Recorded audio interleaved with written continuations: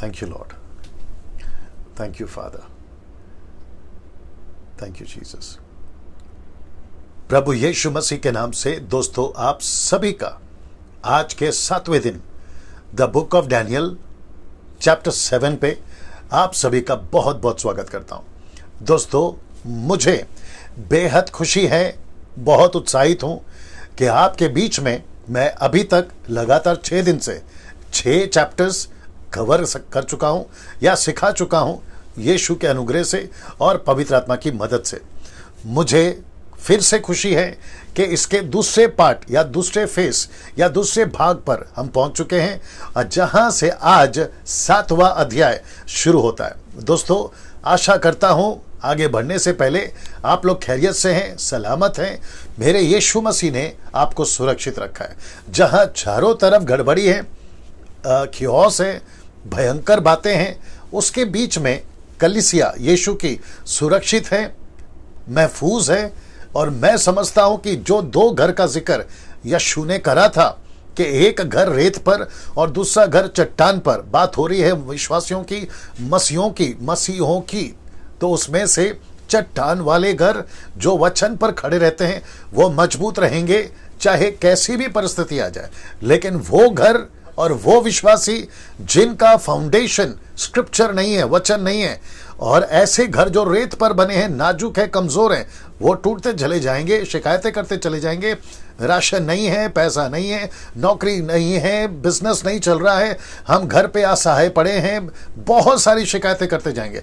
लेकिन वो शिकायत नहीं करेंगे जिनका घर चट्टान पर बना है। दोस्तों ऐसी आशा करते हुए कि आप सभी जो लगातार ऐसी शिक्षाओं को सुन रहे हैं, परमेश्वर के वचन से आप लोग जो हैं मजबूत हो रहे हैं, एजुकेट हो रहे हैं, मैं उन सभियों के लिए परमेश्वर का आपके लिए धन्यवाद देता हूं। दोस्तों अब यहां से, क्योंकि आज का जो चैप्टर है वो 7th चैप्टर है, 7th चैप्टर और 8th चैप्टर और फिर बाकी जितने भी 12 तक में हैं, ये सभी अपने आप में अद्भुत भविष्यवाणियों से भरे पड़े हैं। और जिसको मुझे बड़ी बारीकी से, बड़ी डिटेल से, कॉन्टेक्स्ट के साथ में आप सभी के बीच में रखना होता है। और मैं उसकी कोशिश, जैसे 1-1.5 घंटे का प्रोग्राम जैसे ही समाप्त हो जाता है उसके अगले पल से मैं लैपटॉप में बैठ जाता हूं या फिर स्टडीज में बैठ जाता हूं और उसको जो है फिर आपके लिए तैयार करना शुरू करता हूं। वो इसलिए ऐसा करता हूं क्योंकि मैं समझता हूं वचन है, यीशु की स्टडी है, यीशु की बातें हैं जिसके साथ में हम कॉम्प्रोमाइज नहीं कर सकते हैं, जरा भी ढीलापन नहीं ला सकते हैं। और उसकी कोशिश मैं जरूर करता हूं। आप लोग कम से कम 1600 से 1700 या 1500 प्रतिदिन आप लोग देखते हैं, मेरी रिस्पॉन्सिबिलिटी है। यूट्यूब पे 88,000 + 800 आप लोग जो देख रहे हैं, मेरी रिस्पॉन्सिबिलिटी है सही शिक्षा, कॉन्टेक्स्ट के साथ में हिस्ट्री सब कुछ जांच करके, कल्चर क्या था वो सब कुछ स्टडी करके आपके बीच में रखना मेरी जिम्मेदारी है। दोस्तों यहां से शुरुआत की बातें जल्दी से कर लेते हैं। आवाज आशा करता हूं ठीक से आ रही है और विजुअल अभी तक आपको क्लियर दिख रहा है ना। साथ ही साथ आपने मेरे चैनल यानी यूट्यूब चैनल को सब्सक्राइब नहीं किया है तो जल्दी से कर लें और साथ ही साथ मेरे पेज को लाइक कर लें, डैनियल राज पेज को। मैं इसलिए कह रहा हूं क्योंकि अब यहां से मैं आपको अभी बता देता हूं, बीच में भी बताऊंगा, समाप्ति पे भी बताऊंगा कि डैनियल राज जिसको आप अभी सुन रहे हैं, मैं उत्पत्ति की किताब के कुछ अध्याय जिसके ऊपर राहुल आर्या, जाकिर नाइक और सनातन धर्म वाले बहुत सारे ऑब्जेक्शन उठाते, मुझे पता चला इन दिनों में। सो मैं उस सभी को क्लियर करूंगा। मैं एक एक कॉन्सेप्ट को जो वो उठाते हैं उसको भी क्लियर करूंगा। और साथ ही साथ वो तो शुक्र है कि हम चुप बैठे हैं, हम तुम्हारी पुस्तकों में यानी कि तुम्हारे ग्रंथों में अभी नहीं घुस रहे हैं। अगर हम घुसेंगे तो चिथड़े फाड़ देंगे, यह बात याद रखिए। जितने भी लोग सुनते हैं, जो अविश्वासी लोग हैं, जो इस तरीके से हमारे बाइबल पे, परमेश्वर के वचन पे प्रश्न उठाते हैं, तुम्हारी औकात नहीं है पहली बात तो यीशु के वचन पर, परमेश्वर के वचन पर प्रश्न उठाने की।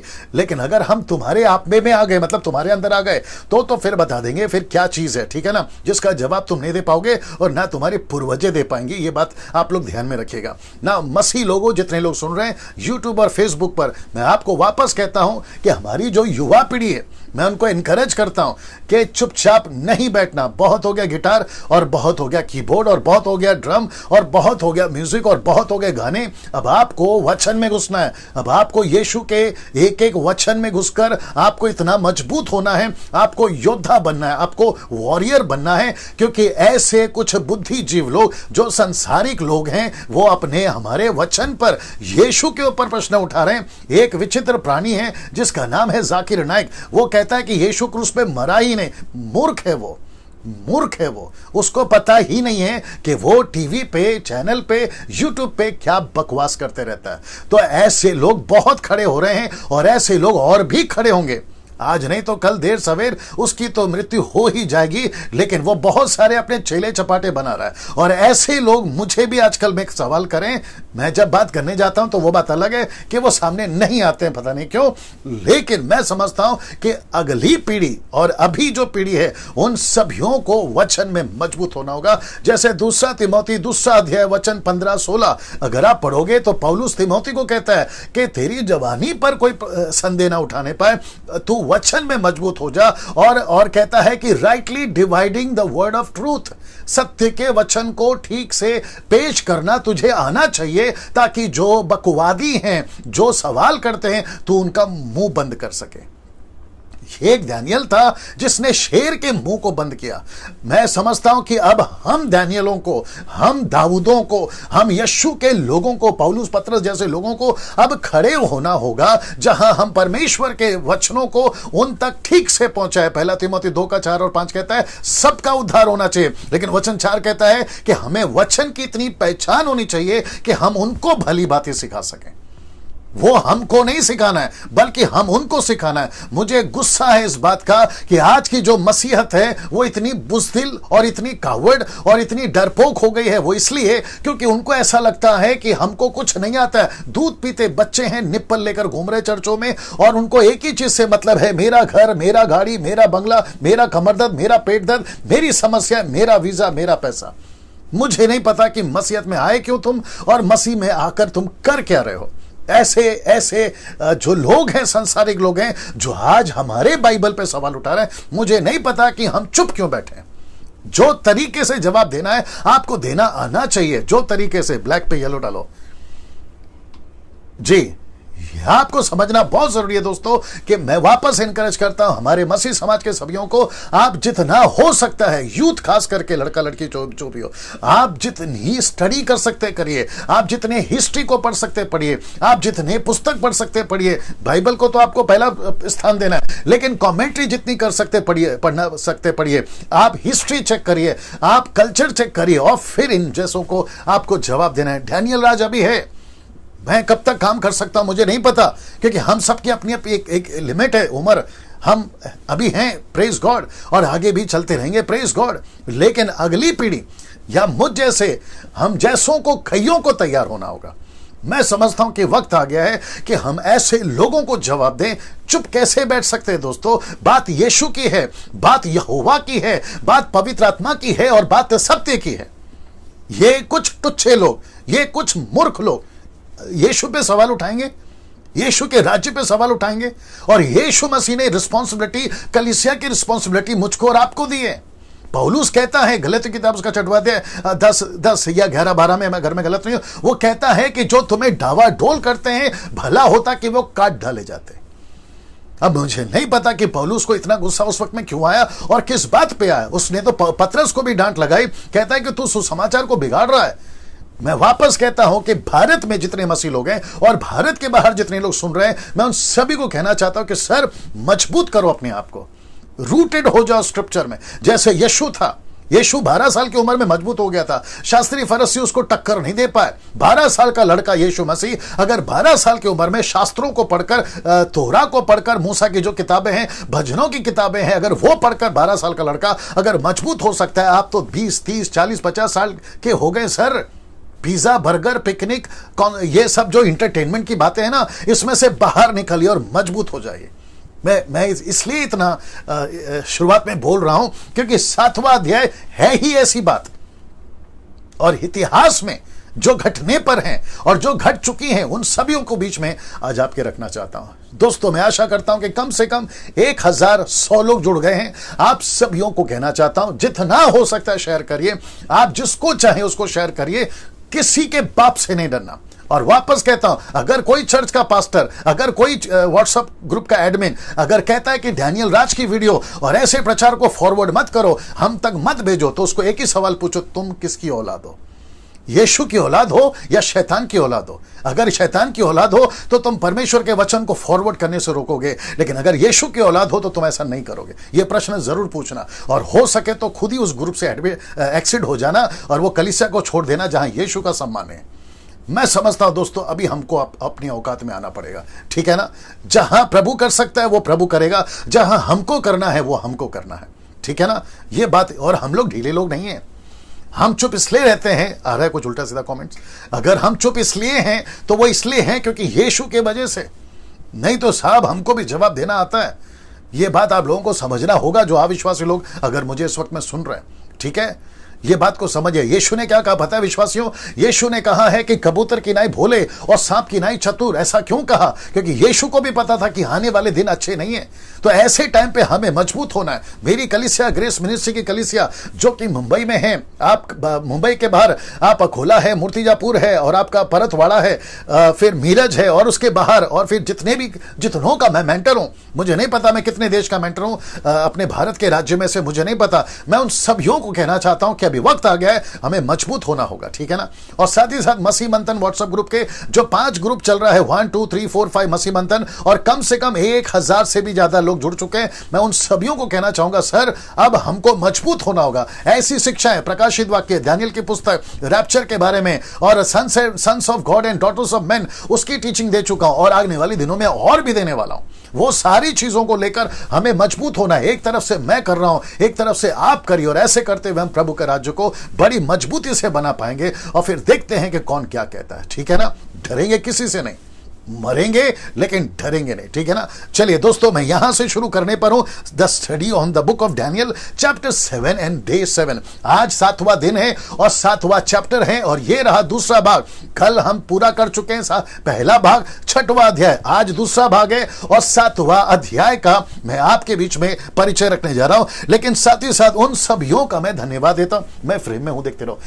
मैं उन सभियों का धन्यवाद देता हूं जो इन सभी जगहों से देखते हैं। मुंबई है, पुणे है, नागपुर है, पंजाब है, गुजरात है, कर्नाटका है, आंध्र प्रदेश है, तमिलनाडु है, उड़ीसा है, राजस्थान है, हरियाणा है, कोल्हापुर है, शोलापुर है, छत्तीसगढ़ है, भोपाल है, मध्य प्रदेश है। मध्य प्रदेश में जहां जहां जो आता है, इटारसी आता है, मध्य प्रदेश में इटारसी आता है। कुछ लोगों ने कहा, आशीष भाई ने, कि आप उसका भी नाम लीजिए। और जयपुर, राजस्थान से जयपुर भी आता है, मैं उनका भी धन्यवाद देता हूं जो लोग वहां से देखते हैं। झारखंड है, सिलीगुड़ी है, हिमाचल प्रदेश, जम्मू कश्मीर, शिमला है, कोलकाता है, आसाम है, बंगाल है, नासिक महाराष्ट्र में आ गया, इसको निकालना पड़ेगा, लेकिन नासिक से भी लोग देखते हैं। दिल्ली है, गोवा है, नॉर्थ ईस्ट है, उत्तराखंड है, रांची है, उत्तर प्रदेश है। ये सारे भारत से देखते हैं। और अब ये रहा भारत के बाहर, Pakistan, Nepal, Sri Lanka, Africa, New Zealand, UK, USA, Israel है, इटली है, अरब कंट्री है। अरब कंट्री से काफी लोग देखते हैं। अरब कंट्री में बहुत सारा, जैसे दुबई है, इराक है, कुवैत है, ये सब जगह से भी लोग देखते हैं। और फिर लंदन है, बेल्जियम है, मॉरिशस है, ऑस्ट्रेलिया है, लग्जमबर्ग है, फिजी है, सिंटियागो है, कनाडा है, स्वीडन है, हांगकांग है, और मलेशिया कल ऐड हुआ है। मलेशिया से भी लोग देख रहे हैं। मैं उन सभी का धन्यवाद देता हूं ना। दोस्तों, ये सभी लोग आप लोग देखते हैं। आप लोग के कमेंट्स में पर्सनली देखता हूं, जैसा जैसा टाइम मिलता है। आपके फेसबुक, यूट्यूब से भी लोग पूछते हैं क्या आप ही देखते हो, तो जी हाँ, मैं ही देखता हूं। और आपको जो रिप्लाई देता हूं, कौन देता है? मैं ही देता हूं। ये बात तो सच है, ठीक है ना। सो आप लोग बने रहें, आपका प्यार ऐसा ही रहे, मेरे लिए प्रार्थना करें। एक और चीज बता देता हूं, कुछ लोग कहते हैं कि पास्टर डैनियल, आप जब ओपन करते हैं स्टडी को तो प्रार्थना कर लो। तो मैं आपके नॉलेज के लिए बता दूं, मैं प्रार्थना करके ही स्टार्ट करता हूं। सो मुझे वापस से वो सब नहीं करना होता है जिसको मैं समझता हूं, मेरी अपनी सोच है, वो दिखावा होता है, मैं नहीं करना चाहता। परमेश्वर जानता है, और आप लोग भी प्रार्थना पूर्वक आते हैं। सो आप लोग भी प्रार्थना के साथ ही आते होंगे, ये विश्वास के साथ में हम आप आगे बढ़ते हैं। परमेश्वर हमारे साथ में, प्रार्थना सिर्फ यहां करने से ही सब कुछ अच्छा होगा ऐसा नहीं है। प्रार्थना का ही जीवन है हमारा, ठीक है ना। ये बात को भी याद रखिएगा ना। दोस्तों, आपको याद होगा कि जब दूसरा अध्याय पे जब मैं आया था, मैंने आपको बताया था कि प्रोफेसी का फुलफिलमेंट वो 3 हिस्सों में है।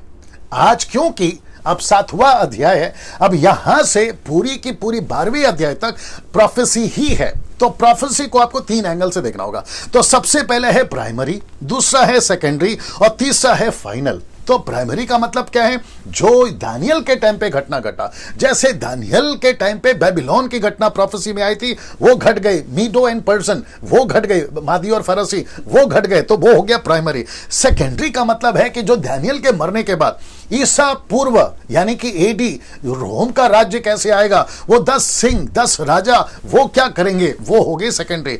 एंटी क्राइस्ट की जब जब वो बात करता है, जिसका जिक्र आज भी होगा, उसको वो जब कहता है तो वो है फाइनल प्रोफेसी।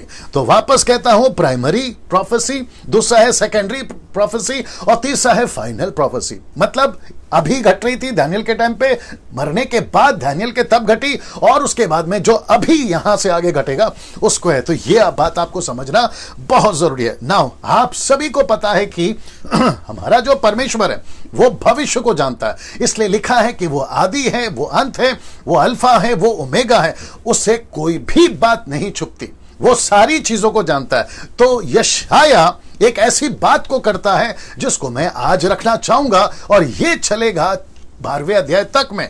अब आपको समझना बहुत जरूरी है कि परमेश्वर यशाया के द्वारा वचन 46 वर्स 9 to 10 क्या कहता है। आइए देखिए, लिखा है कि प्राचीन काल की बातें स्मरण करो जो आरंभ ही से हैं। मतलब परमेश्वर कहता है जो प्राचीन काल की बातें हैं, जो आरंभ से ही है, उसको परमेश्वर जानता है, क्योंकि ईश्वर में ही हूं, ईश्वर मैं ही हूं, ईश्वर मैं ही हूं, ईश्वर यहोवा ही है, एलोहिम पिता पुत्र पवित्र आत्मा ही है, दूसरा कोई नहीं, दूसरा कोई नहीं।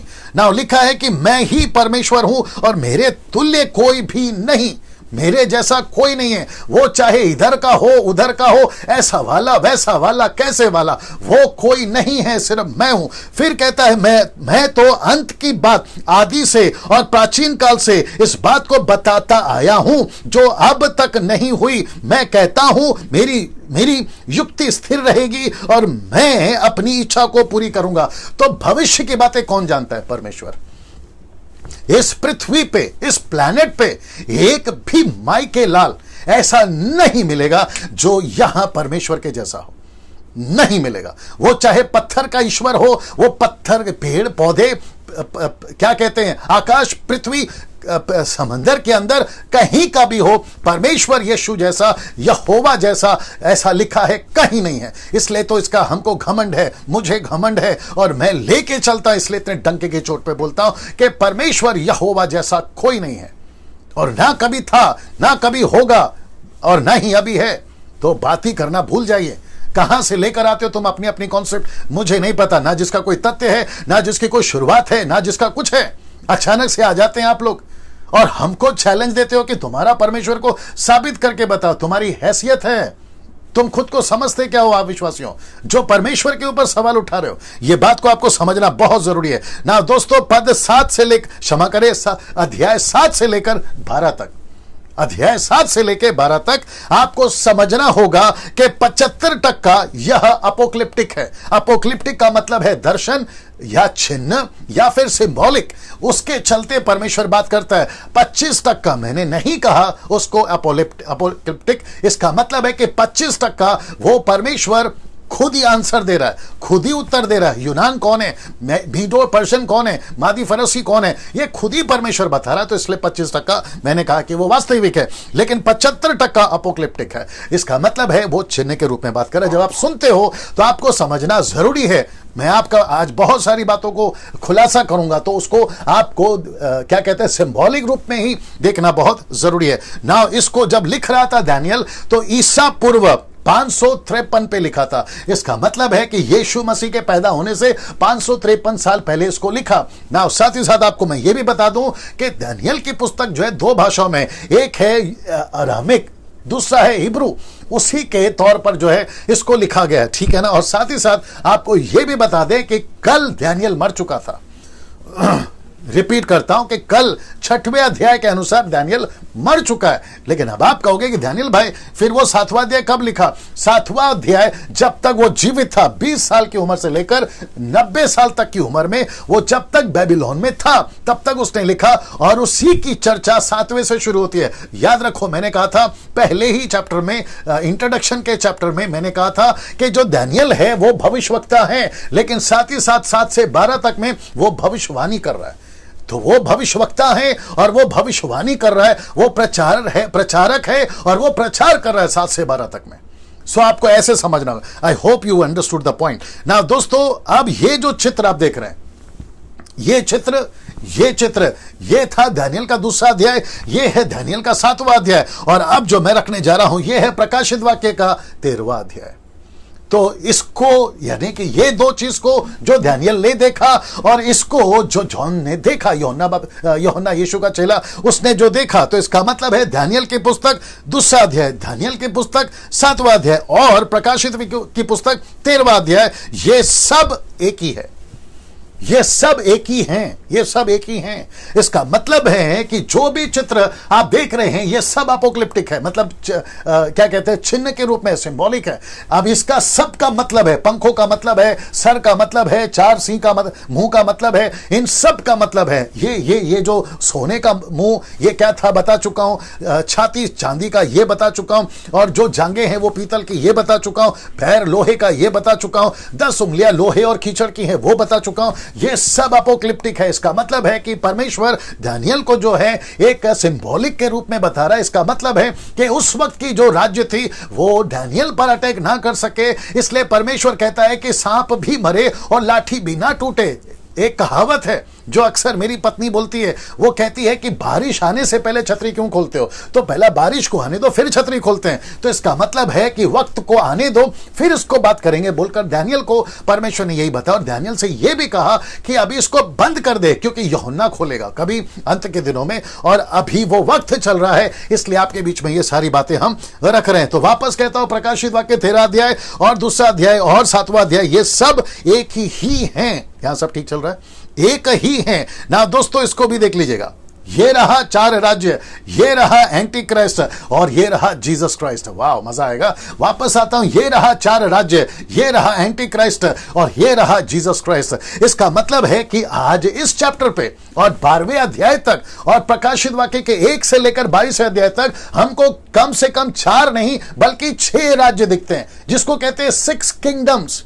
ये 6 किंगडम्स क्या है आपके बीच में ठीक यहां पे रख रहा हूं, अपनी नजर यहां पे रखिएगा। सबसे पहला है बेबीलोन, दूसरा है मीडीज एंड पर्शियंस, दूसरा है ग्रीस, चौथा है रोम, उसके बाद में आता है आपका इटली, यानी कि माफ करें, आपका 5th आता है लिटिल हॉर्न, 6वां आता है रॉक। वापस पढ़ देता हूं, बेबीलोन, मेडीज एंड पर्शियंस, तीसरा है ग्रीस, चौथा है रोम, 5वां है लिटिल हॉर्न और 6वां है रॉक। रॉक का मतलब है second coming of Jesus Christ, जो कि आपने देखा होगा। मैं आपको वापस दिखा देता हूं, जो कि आपने देखा होगा इस मूर्ति को, जो पैर पे आके लगता है, वो पत्थर, वो रॉक जो पहाड़ से निकला, जो खुद से निकला ना, उसको किसी ने पैदा किया। इसलिए यीशु मसीह को किसी ने पैदा नहीं किया, यीशु मसीह सबको पैदा करता है। मरियम के पेट में कैसे आया, तुम्हारी औकात क्या पूछने की, बताइए।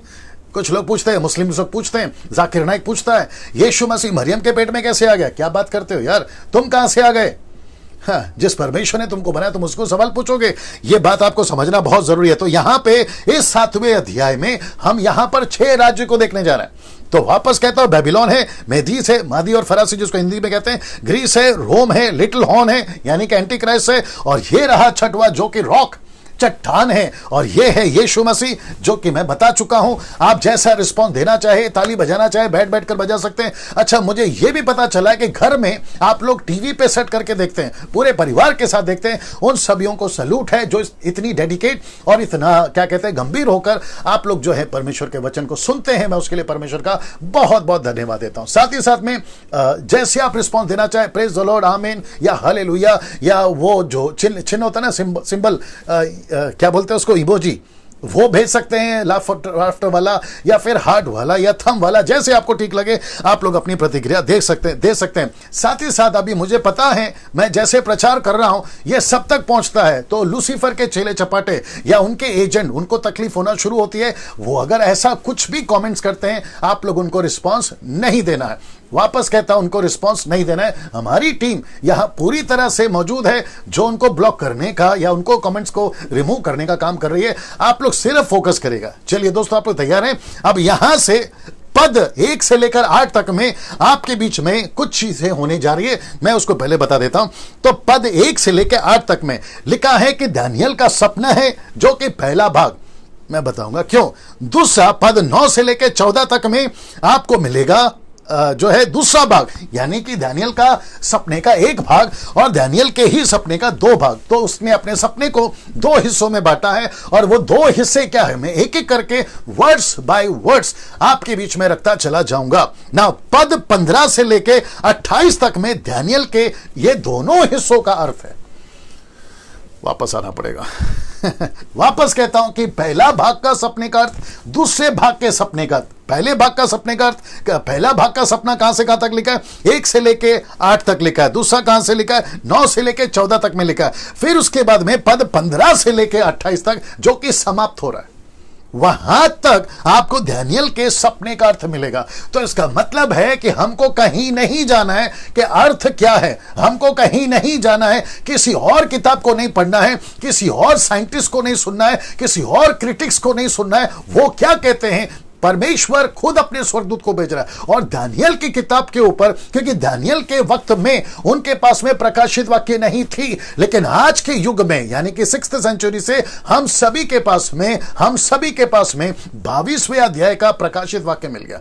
सो यहां से भी समझ सकते हैं, वहां से भी समझ सकते हैं। और आप सभी के लिए अच्छी बात तो यह हो गई कि प्रकाशित वाक्य की टीचिंग मैं ऑलरेडी दे चुका हूं और उसकी वीडियोस यूट्यूब पे पड़ी हुई है। तो दानियल की पुस्तक का अगर कुछ भी नहीं समझा तो आपको सीधा जाना है मेरे YouTube चैनल पे और प्रकाशित वाक्य की किताब की स्टडी कर लेना।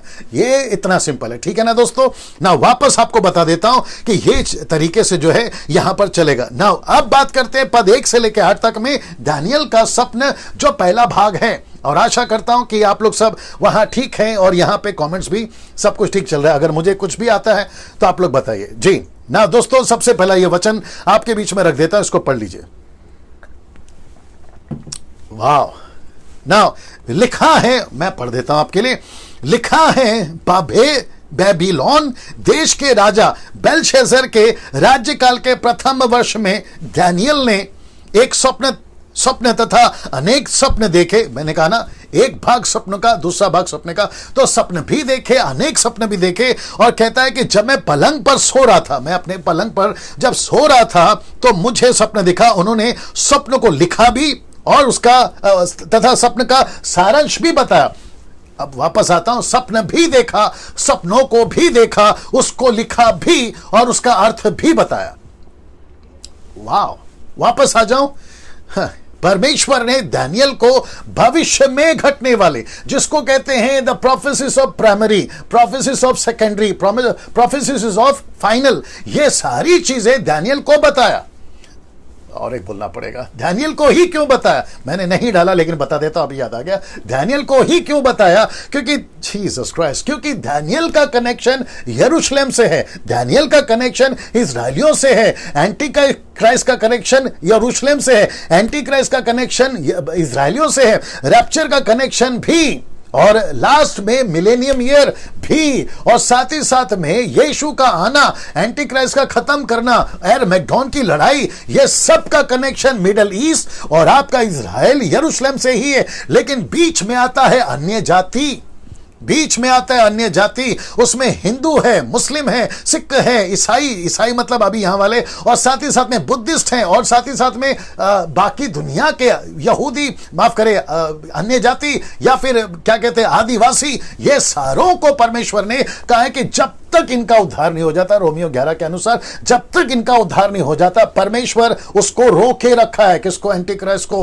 उसने रोके रखा है। किसको? लूसीफर को उसने रोक के रखा है। पता है क्यों? क्योंकि परमेश्वर चाहता है कि मेरे सुसमाचार, मैंने जो बलिदान दिया है, प्रकाशित वाक्य उसका 5 का 7 और प्रकाशित वाक्य उसका 7 का 9 के अनुसार, जब तक पूरी जाति, ट्राइब, लैंग्वेज, पीपल, नेशन यीशु के बहाए हुए लहू की कीमत नहीं चुका देती, यीशु की मेहनत का फल जब तक यीशु को नहीं मिल जाता, रुका के रखा है, रुका के रखा है। डैनियल भाई कैसे बोल सकते रुका के रखा है? 2 थिस्सलुनीकियंस चैप्टर 2 वर्स फ्रॉम 4, 3, 6, 7 में लिखा है ना, उसको एक वस्तु रोक रही है। वो वस्तु कौन है? सुसमाचार। वो वस्तु कौन है? सुसमाचार से कनेक्टेड पवित्र आत्मा उसको रोक रही है, और जब तक वो रोके रहेगी, इनकी औकात नहीं है कि ये आकर सुसमाचार को बिगाड़े।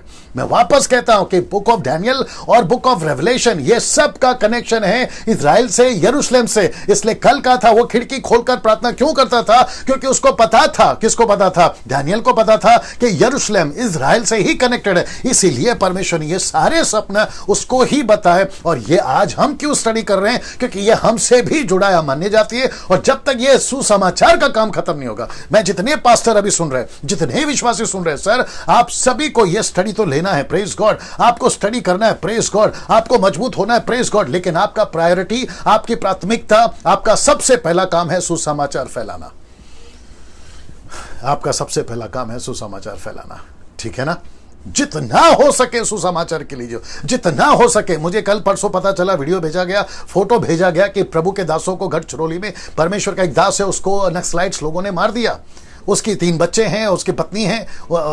ये फोटो मेरे पास में पहुंचा है। मैं जानता हूं, सुसमाचार के लिए जियो, सुसमाचार के लिए मरो। जी, जब यहां का कोई सिपाही मरता है ना, देश का, भारत का, देश का, तो उसका सम्मान होता है, उसकी उसकी उसकी जो फैमिली है उसका सम्मान होता है। लेकिन हमारे यहाँ पे जो परमेश्वर के सिपाही मरते हैं, यहां पर सम्मान नहीं है। मैं जानता हूं वो इसलिए नहीं है क्योंकि यीशु मसीह ने कहा कि मरो, अपनी जान दे दो, लेकिन स्वर्ग में बड़ा प्रतिफल है। तो जितना सम्मान यहां मिलता है बाकियों को अपने अपने नेशनलिटी के हिसाब से, उसका लाख गुना ज्यादा स्वर्ग में सम्मान मिलेगा। वो बात तो अलग है, ठीक है ना? सो ये बात को समझिए, बिल्कुल हिम्मत नहीं हारना है, आपको डटे रहना है प्रभु के राज्य के लिए, जीना भी भला, मरना भी भला, ठीक है ना? सो डैनियल ने सपना देखा। आ जाते हैं यहां पर, क्योंकि वक्त को भी ध्यान में रखना है। फोटो दिखा रहा हूं, हो सके समझाने के लिए। ये फोटो देख लीजिए जी, ये फोटो देख लीजिए। ये 4 प्राणी हैं, ये 4 क्रीचर्स हैं, ये आपको सब पता चल जाएगा, ठीक है ना? ये सब आपको पता चल जाएगा। सो पहला है शेर यानी कि बेबीलोन, दूसरा है भालू यानी कि मीडोज एंड पर्शियन, तीसरा है आपका चीता ग्रीस जो कि किंग अलेक्जेंडर को बताता है, और ये रहा रोम, ड्रैगन। आप जानते हैं एंटीक्राइस्ट यहीं से निकलेगा, जिसके 7 सिर हैं, 10 सिंह हैं, बीच में छोटा सिंह निकलेगा। एंटीक्राइस्ट की बात कर रहा हूं। ऐसा सपना देख रहा था। आता है वचन 2, दानियेल ने कहा, मैंने रात में यह दर्शन देखा, मैंने देखा कि आकाश की चारों दिशाओं से हवाएं महासागर को थाम रही हैं, थाम रही हैं। ये जो है ना, इसमें आपको 4 बातें बताऊंगा। कितना? इसमें 4 बातें बता दूंगा। सबसे पहला इसको देख लीजिए, यहां 4 बातें हैं, सब ठीक है वहां पर? यहां 4 बातें हैं। सबसे पहला है यहां रात का जिक्र है, दूसरा यहां पर हवाओं का जिक्र है, तीसरा यहां पर महासागर का जिक्र है, चौथा यहां पर थामा रखा है उसका जिक्र है। मतलब यहां पर थाम का मतलब है हलचल, जिसको कहते हैं स्टरअप, स्टरिंग, स्टरिंग, स्टरिंग यानी कि स्टेयर करना, stirring, is that right? Steering, या। नाउ ये चारों बातें मैं वापस बता देता हूं, इसको देख लीजिए। यहां रात है, यहां पर क्या बोलते हैं, रात है, यहां पे ओके, यहां पे रात है, यहां पे हवाएं हैं, कहां गया हवा? ओके, यहां पे चारों दिशाओं से हवाएं हैं, महासागर है, ये देखिए हवा है, महासागर है, और इसको थाम के रखा, स्टरअप, स्टरिंग, स्टरिंग, ये सब कुछ यहां पर आ गया। रात है, हवाएं हैं, महासागर है, और थाम के रखा यानी कि हलचल है। ये सब का वचन मैंने डाल दिया। रात का मतलब है, यीशु कहता है वो रात आएगी जिसमें काम नहीं कर सकते, वो दिन है जिसमें काम करना है। तो रात का मतलब है अंधकार का दिन आएगा, रात का मतलब है शैतान का राज जाएगा, रात का मतलब है कि चीजें आसान नहीं होगी। इसलिए यीशु कहता है, आप लोग भी सुनिए विश्वासियों, मैं वर्शिपर्स को इतना डांट क्यों लगाता हूं, मैं म्यूजिशियंस को इतनी डांट क्यों लगाता हूं, मैं वर्शिपर्स से इतना क्यों छिड़ावा। और एक बोल देता हूं, जब आप लोग मुझे कोई गाना बेचते हैं ना कि डैनियल भाई मेरे चैनल को सब्सक्राइब करो, मेरा नया गाना आया, ऐसा लगता है कि उसका कॉलर पकड़ो, उसको पूछो कि चेले कितने बनाए। जब मुझे कोई बोलता है ना मेरे गाने को 2 मिलियन लोगों ने देखा है, मेरे को ऐसा दिल करता है कॉलर पकड़ो, उसको जाके पूछो कि चेले कितने बनाए। तुम जो असली चीजें वो नहीं कर रहे हो, बाकी सारा टाइम पास का चीजें कर रहे हो। ये आदमी ये डैनियल राज 20 साल भी वही करता था, लेकिन जिस दिन मुझे पता चला मैंने वो सारी चीजों को रोका गया, छोड़ दिया, और अब मैं ये काम कर रहा हूं। कुछ लोग कहते हैं डैनियल भाई आराधना के खिलाफ है। किसने कहा मैं आराधना के खिलाफ? सच्ची आराधना का पहला मतलब समझो। सच्ची आराधना का मतलब है प्रभु से प्यार करना। सच्ची आराधना का मतलब है यीशु की सेवा करना। सच्ची आराधना का मतलब उसकी आज्ञाओं का पालन करना। गिटार लेकर गाना बजाने से वर्शिप नहीं होती मेरे दोस्त, तुम गलत फहमी में हो। 4 गाना गाने से, वो भी ऊंचे स्केल में, सारे गामा पादा निसा, ये कर लेने से वर्शिप नहीं होती है। परमेश्वर पूछ रहा है, मेरा प्यार का बात कर रहा है, मेरी आज्ञा किधर है? और इसलिए तो लिखा है ना, पहला यूहन्ना उसका 2:4 में, जो आज्ञाओं को नहीं मानता वो झूठा है। जितने वर्शिपर्स हैं मैं उनको कहना चाहता हूं, सुसमाचार के लिए जियो। वो रात आने वाली है जिसमें हम काम नहीं कर सकते। जितने आराधक हैं मैं उनसे कहना चाहता हूं, आपका जब फेसबुक पे जब तुम लगाकर गाना गाते रहते हो ना अपने बड़े बड़े स्पीकर, मेरे मन में प्रश्न उठता है कि कितना टाइम पास कर रहे हो यार तुम लोग। सुसमाचार का है। कुछ लोग बोलते हैं डैनियल भाई हम गाना गा के सुसमाचार सुना। यीशु ने नहीं बोला मेरे दोस्त, तुम यीशु के लिए मत जियो, यीशु के साथ जियो। Don't live for him, live with him. उसके लिए मत करो, उसके साथ करो। ये फर्क है। मरकुस का किताब 3:14-15 लिखा है कि उसके साथ चलते थे चेले। यीशु का प्रचार यीशु के तरीके से होना चाहिए, आपको समझ में आना चाहिए। फिर लिखता है कि हवाओं का मतलब है वॉर, युद्ध। कहां लिखा है? यिर्मयाह की किताब उसका 49 का 36-37, ये आप लोग पढ़ लीजिएगा, ठीक है ना? इसका स्क्रीनशॉट ले लीजिएगा और आप लोग पढ़ लीजिएगा। महासागर, इसका मतलब है समंदर में से निकला। कौन? ये 4 क्रीचर समंदर में से निकले। प्रकाशित वाक्य 13 अध्याय वो भी समंदर में से निकला। समंदर किसको बताता है? महासागर किसको बताता है? सी किसको बताता है? SEE किसको बताता है? प्रकाशित वाक्य 17:15 कहता है ये मनुष्य हैं, ये इंसाने हैं। तो ये 4 क्रीचर, ये 4 राज्य हैं जो कि मैं बताऊंगा, ये इंसानों में से निकले। फिर लिखा है कि थाम, मतलब उसको रुका के रखा है, जिसको कहते हैं स्टरिंग है। इसका मतलब है, एक ट्रांसलेशन कहता है डिस्टर्बेंस।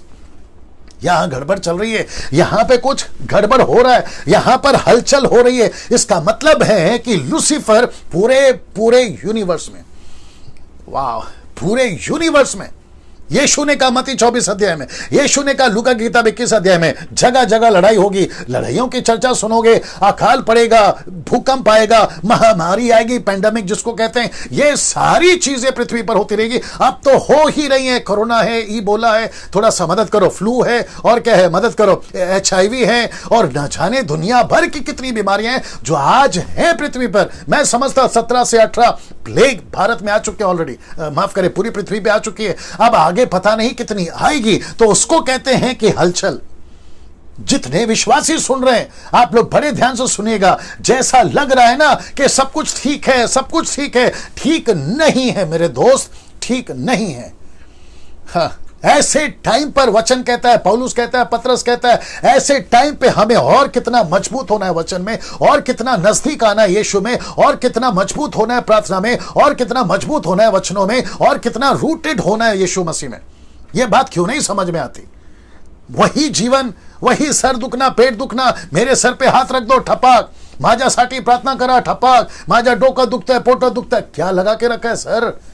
सेवकों के पास में जाके खड़े हो जाते हैं, उनको पैसे देते हैं, मेरे लिए प्रार्थना करो, मेरी बेटी के लिए प्रार्थना करो, और न जाने कितने क्लब खोल के रखे हैं।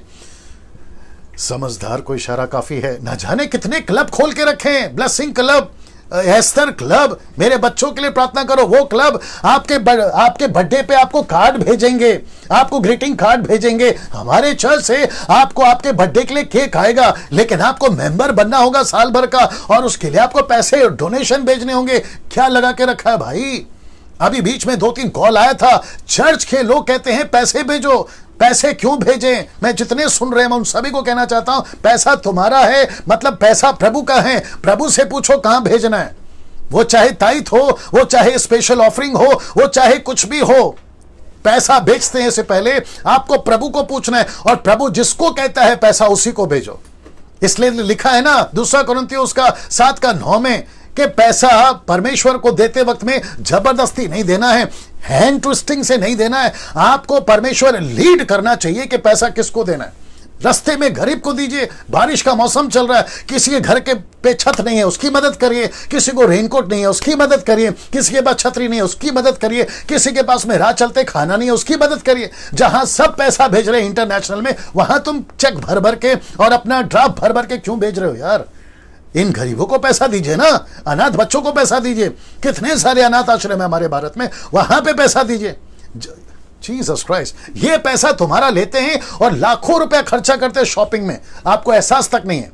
इनका घर 2 BHK 3 BHK, इनके घर पे एक बार जाकर देखिए आप, महंगी महंगी गाड़ी है, महंगे महंगे कपड़े पहनते हैं और न जाने कैसे ठाट बाट से रहते हैं, और वो भी आप ही के पैसे से। और ऊपर से टीवी पे आकर बोलते हैं कि आप जो है गूगल से पे करो, पेटीएम से पे करो, आप जो है हमको पैसे भेजो। क्या लगा के रखा है?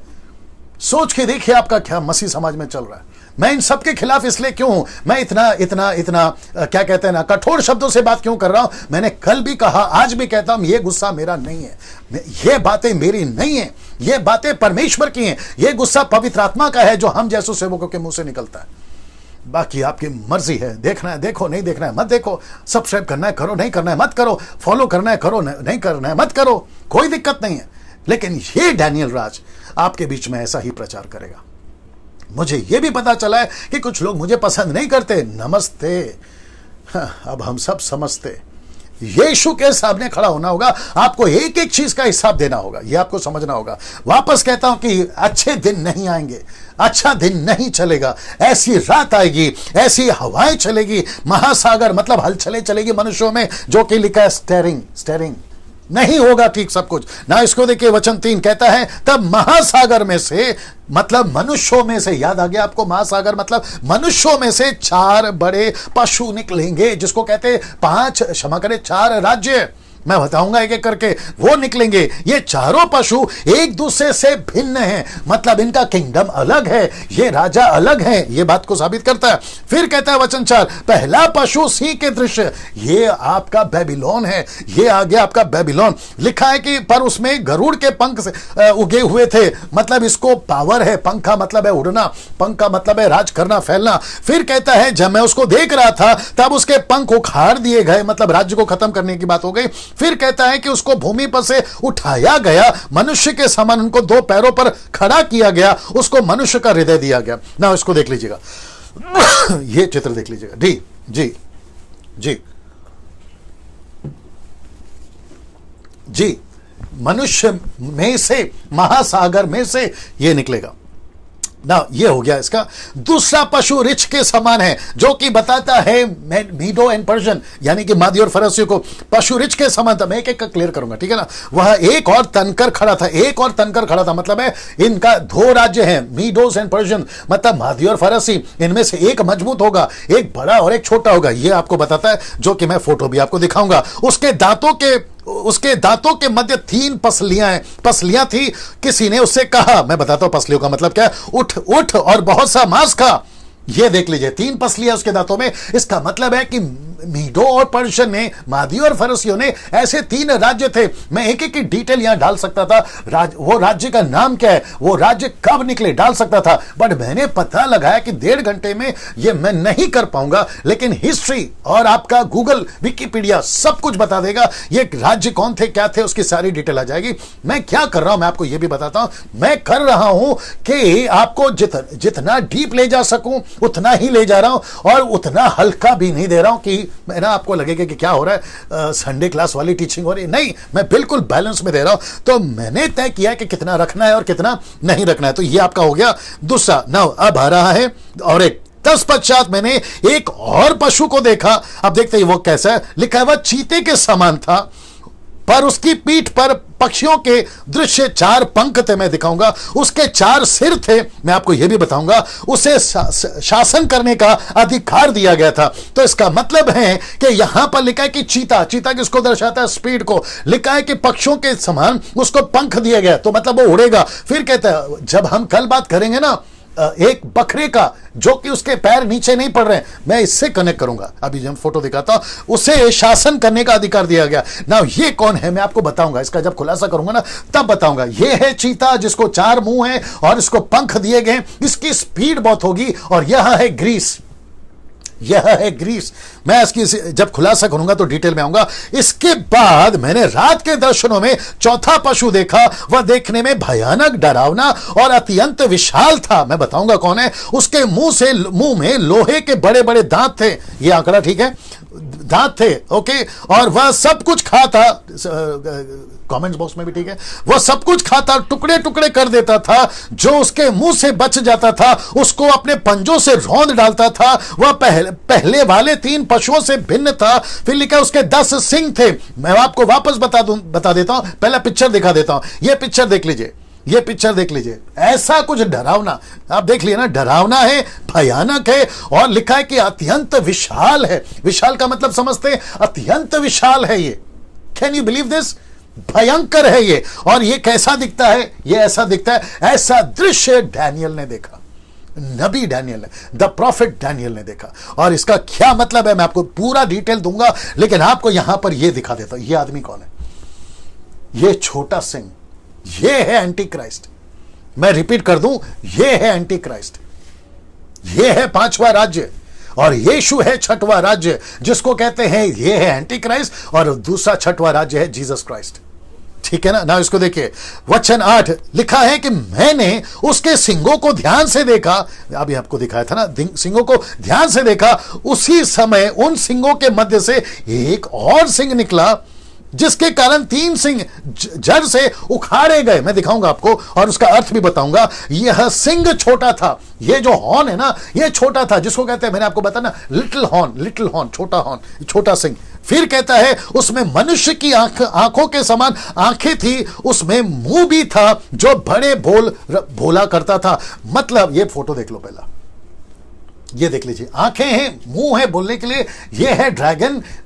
मैं वापस कह रहा हूं, अपोक्लिप्टिक है, सिंबॉलिक है। मैं सबका खुलासा करूंगा कौन क्या है, लेकिन डैनियल ने जैसा सपना देखा मैं आपके बीच में रखने जा रहा हूं। मैं वापस कहता हूं दोस्तों, अपनी बैटरी को ठीक कर लो, अपना मोबाइल डेटा ठीक कर लो। लगातार 12वें अध्याय तक अद्भुत चीजें आपके बीच में आने जा रही है। और मैं उन सभीयों को कहना चाहता हूं जो इस प्लेनेट पे रहते हैं, अगर ये वीडियो वहां तक पहुंच जाए, उन तक पहुंच जाए, और क्या पता कि उनको एहसास हो कि सच्चा परमेश्वर कैसा है, परमेश्वर कौन है, मेरा ये वीडियो बनाना, ऐसा प्रचार करना सफल हो जाएगा। तो ये सारी चीजें ना, मैं वापस आता हूं। ये कौन है? छोटा सिंह एंटी क्राइस्ट है। लिखा है कि इसकी आंखें हैं। आंखें का मतलब है, जब मैं खुलासा करूंगा तो बताऊंगा, ये सबको देखता रहेगा, जिसको कहते हैं 1 रिलीजन और 1 गवर्नमेंट। ये ऐसा होगा, इसको मुंह दिया गया। इसका मतलब क्या मालूम है? ये पॉलिटिकल आदमी है। मैंने आपको बताया था ना, पॉलिटिकल आदमी होगा ये यहूदी में से होगा, पॉलिटिकल होगा ये। और साथ ही साथ इसकी पाप की इंतहा ना के बराबर, मतलब भयंकर होगा।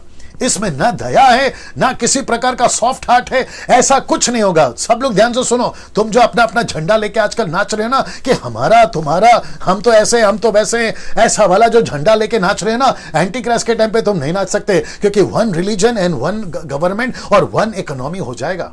ये आपको समझना होगा ना। ये चित्र आप लोग देख लीजिएगा। और अब बात करते हैं पद 9 से लेके 14 तक। 9 से लेके 14 तक यहां पे डैनियल का दूसरा सपने का भाग है, मतलब पार्ट 2, भाग 2। ये देखते हैं वो क्या है। लिखा यहां 2 लोग दिखेंगे आपको, जब मैं बात कर रहा हूं आपको यहां पे 2 लोग दिखेंगे। एक है जीसस क्राइस्ट, दूसरा है एंटी क्राइस्ट। आप कलर को देख लीजिए, मैंने जानबूझ के डाला। यीशु को मैंने लाल में रखा है और एंटी क्राइस्ट को मैंने ब्लैक में रखा है। अभी हरकतें ऐसी है तो ब्लैक में रखना पड़ेगा ना दोस्तों। So Jesus Christ, anti Christ, ठीक है ना। आपको यह पता चलेगा जैसे ही आप अभी देखोगे। वचन 9 लिखता है कि मैंने दर्शन में देखा कि सिंहासन रखे गए। वाह, मजा आएगा। सिंहासन रखे गए। लिखा है कि और एक प्राचीन युग पुरुष विराजमान हुआ। प्राचीन युग पुरुष, आपको पता लग जाएगा कौन है। प्राचीन युग मतलब परमेश्वर पिता, यहोवा एलोहिम। प्राचीन युग पुरुष को देखा, जो कि, वाह मजा आएगा, जो कि यूहन्ना ने प्रकाशित वाक्य 1 अध्याय वचन 10 से अगर आप आगे पढ़ोगे, उसने ऐसे ही प्राचीन युग पुरुष को देखा। इसलिए बीच में मुझे किसी ने पूछा कि यीशु मसीह और परमेश्वर पिता और पवित्र आत्मा प्रार्थना किससे करें? यीशु के नाम से करें, यहोवा के नाम से करें, पवित्र आत्मा के नाम से करें? मैंने उसको बताया कि भैया तीनों एक है, जिसको कहते हैं ट्रायून गॉड, त्रिएक परमेश्वर। इसकी स्टडी दे चुका हूं, यूट्यूब पे इसकी वीडियो है। अब कुछ लोग बहस ना करे, ऐसे कैसे वो कैसे, पतरस ने तो यीशु के नाम से बपतिस्मा दिया था, ओनली जीसस वाले यीशु को लेकर चलते हैं, जवा विटनेस वाले पिता को लेकर चलते हैं, माता यरूशलेम वाले पता नहीं किसको लेकर चलते हैं। ये सारा कल्ट ग्रुप आजकल हमारे मसीह समाज में पाया जाता है। उसके लिए भी आपको अपने आप को तैयार करना है। इसी पे रहूंगा क्योंकि वक्त को भी ध्यान में रखना है। लिखा है कि एक प्राचीन युग पुरुष को देखा जो सिंहासन पर विराजमान है। मैं फोटो दिखाऊंगा। उसका परिधान बर्फ के दृश्य सफेद था। मैं सबका फोटो दिखाऊंगा। और रेवलेशन के टाइम पे, रेवलेशन चैप्टर 4, रेवलेशन चैप्टर 5, मैं उसको सब कुछ डिस्क्राइब कर चुका हूं प्रकाशित वाक्य की पुस्तक वीडियो पे। अगर नहीं देखा है प्लीज देखिए। और वापस कहता हूं कि डैनियल राज के पेज को लाइक कर लीजिए। ऐसे प्रचार करता रहूंगा। द बुक ऑफ जेनेसिस पे बात करने वाला हूं, द बुक ऑफ जेनेसिस पे बात करने वाला, और बहुत सारी और भी टॉपिक्स पे बात करूंगा। मेरे यूट्यूब चैनल को सब्सक्राइब कर लीजिए आपने अगर अभी तक नहीं किया ना। तो आपको पैसे लगते हैं सब्सक्राइब करने के, आपको करना क्या है, सब्सक्राइब करना है और घंटी दबाना है। डैनियल राज खुद भी पैसे नहीं कमाता यूट्यूब चैनल से, ये भी आपको पता होगा ना। दोस्तों वापस आता हूं। लिखा है कि प्राचीन युग पुरुष को देखा जो स्वर्ग पर विराजमान है। उसका परिधान बर्फ के दृश्य सफेद था। अब इसको देखिए। सिर के केश मतलब बाल शुद्ध उनके समान उज्जवल थे। उसका सिंहासन अग्निमय था। और लिखा है कि सिंहासन के पहिए धधकती हुई ज्वाला हैं। अब आपको फोटो दिखाने जा रहा हूं, आपको फोटो दिखाने जा रहा हूं, आपको फोटो दिखाने जा रहा हूं। दिख रहा है उस पे? देख लीजिए। वाह, देख लीजिए सर, ये है सिंहासन, उसके पहिए। आप ये दृश्य को देखिए, क्या नजारा है।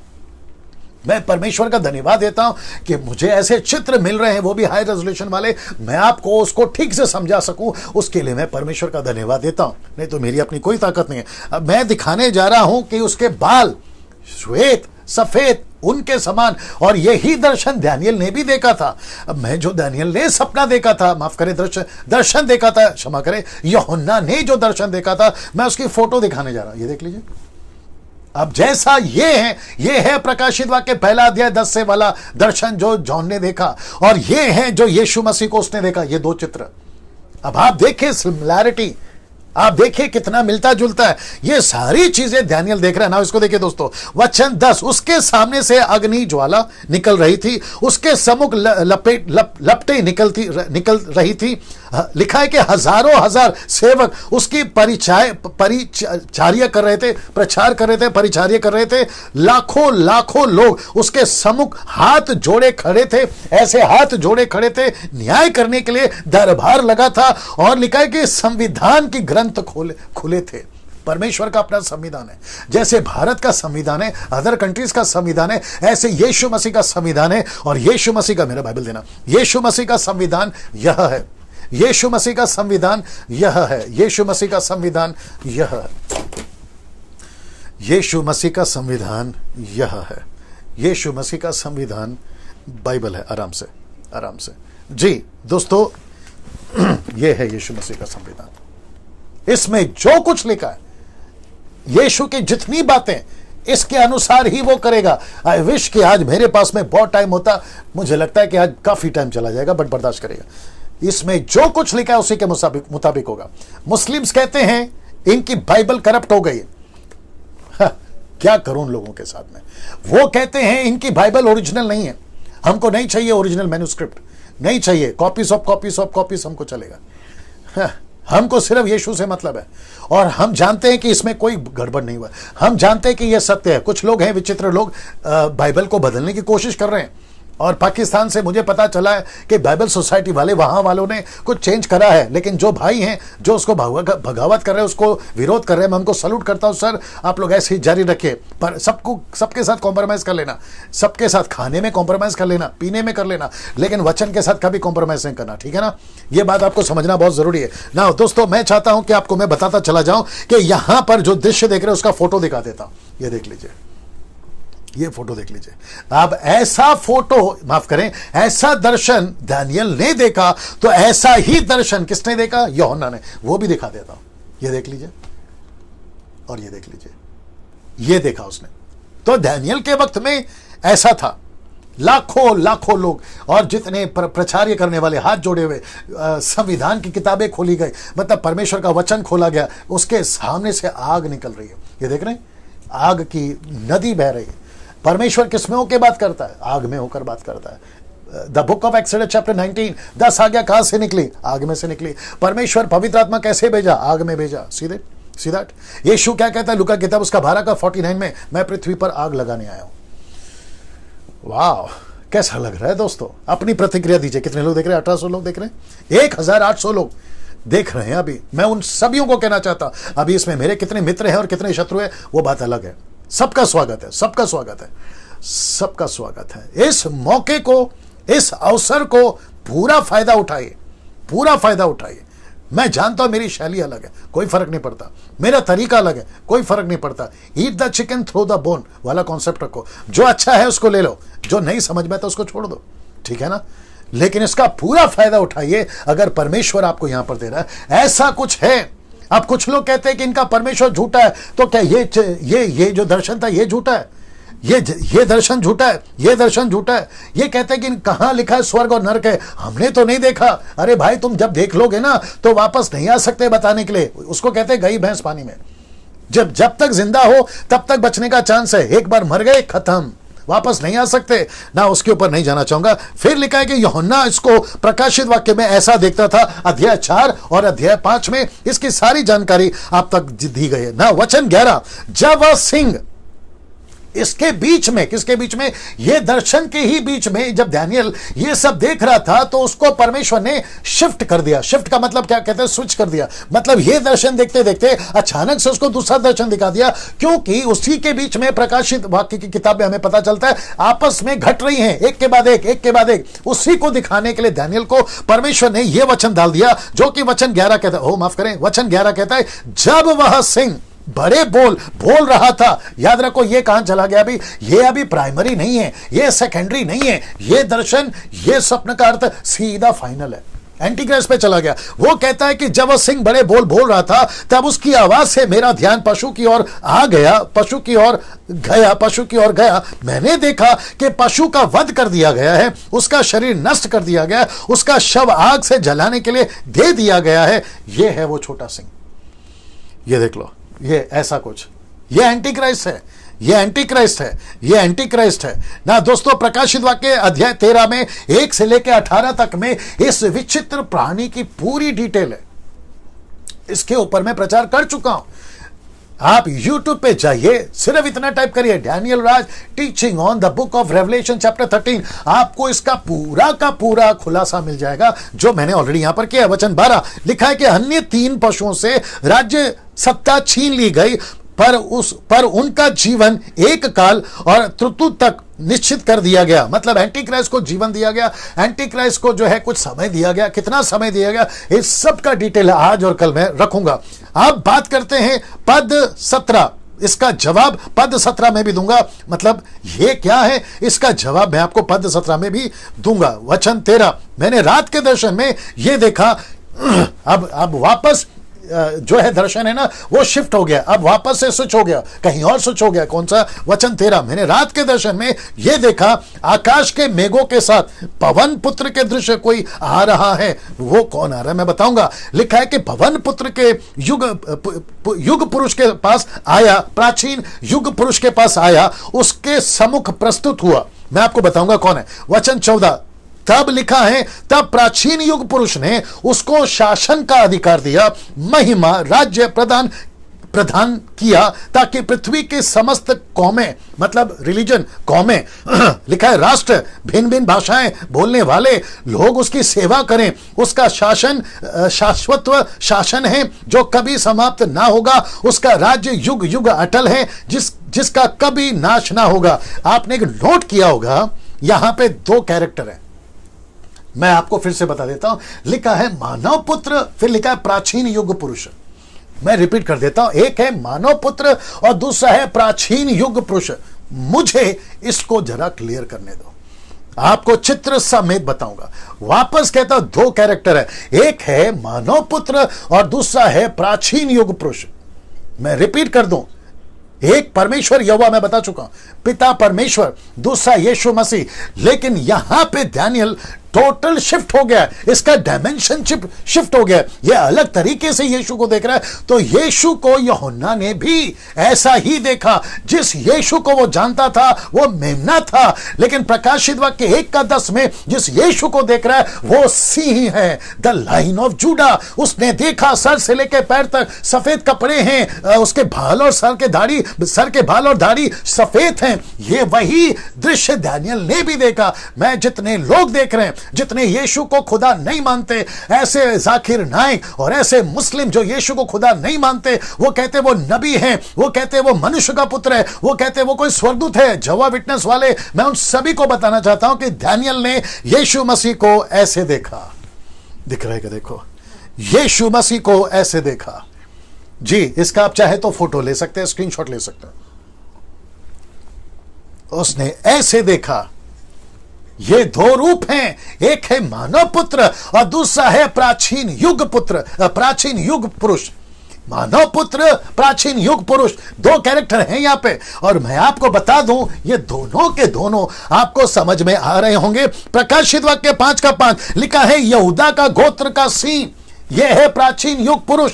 फिर कहता है प्रकाशित वाक्य 5:6 में, प्रकाशित वाक्य 5:6 में, मानो वध किया हुआ मेमना, वध किया हुआ मेमना, वध किया हुआ मेमना। मुस्लिम्स कहते हैं, राहुल आर्या कहता है, सनातन धर्म वाले कहते हैं, अगर ये परमेश्वर है, ये मार कैसे खा गया? तुम मूर्खों को पता ही नहीं है कि यीशु मसीह को मारने की ताकत किसी में नहीं है, यीशु मसीह को छूने तक की ताकत किसी में नहीं है, यीशु के पास में उल्टा सवाल करने की ताकत किसी में नहीं है। यीशु को पकड़ने आए थे रोम के सिपाही, जैसे पूछा यीशु कौन है, यीशु ने कहा मैं हूं, नीचे जमीन पे गिर गए। आप लोग पढ़ सकते हैं यूहन्ना की किताब में। लेकिन कुछ लोग कहते हैं यीशु मसीह अगर परमेश्वर होता, खुदा होता, अगर खुदा ही होता, ये मार कैसे खा रहा है? कुछ मूर्खों ने बीच में टाइप करा था फेसबुक के ऊपर कि यीशु मसीह अगर परमेश्वर खुद को नहीं बचा सका, मार खाते खाते मर गया, उसके शरीर में कपड़े नहीं थे, वो तुमको क्या बचाएगा, हमको क्या बचाएगा? ऐसे खुदा के रिलीजन को मानने, माफ करें, ऐसे परमेश्वर के रिलीजन को मानने से अच्छा है हम हिंदू बन जाए, मुस्लिम बन जाए। तुम लोगों को बात समझ में नहीं आ रही है, तुम लोगों को बात समझ में नहीं आ रही है। यीशु मसीह को मार खाना पड़ा तुम्हारे पापों के लिए। यीशु मसीह मनुष्य बना। फिलिपी किताब उसका 2 अध्याय वचन 5 से कहता है परमेश्वर होकर वो मनुष्य बना। क्या बात करते हो? 1 तिमोथी 3:16 कहता है परमेश्वर का भेद प्रकट हुआ है, ये मिस्ट्री है। परमेश्वर ने अपने आप को मनुष्य का रूप से परमेश्वर का रूप से निकालकर मनुष्य के रूप में पैदा किया। यूहन्ना की किताब उसका 1:1 कहता है आदि में वचन था, वचन परमेश्वर के साथ था। लेकिन वही 1:14 कहता है देहधारी होकर फ्लैश में आकर प्रकट हुआ। क्यों? मानव जाति को बचाने के लिए। वाह, मानव जाति को बचाने के लिए। जिस दिन न्याय होगा ना, सब कौमों का, सब इंसानों का जिस दिन न्याय होगा ना, ये देख लो, कौमों को वापस दिखा देता हूं। लिखा है कौमों को, भिन्न भिन्न भाषा वालों को, सबके सब सिंहासन के सामने ऐसे खड़े रहेंगे। नेता हो, अभिनेता हो, टाटा टाइप हो, अंबानी टाइप हो, बिरला टाइप हो, लंदन के प्रिंस हो, या दुनिया के रोडपति करोड़पति, तुम कोई भी हो, सब ऐसे खड़े रहेंगे यीशु के सामने।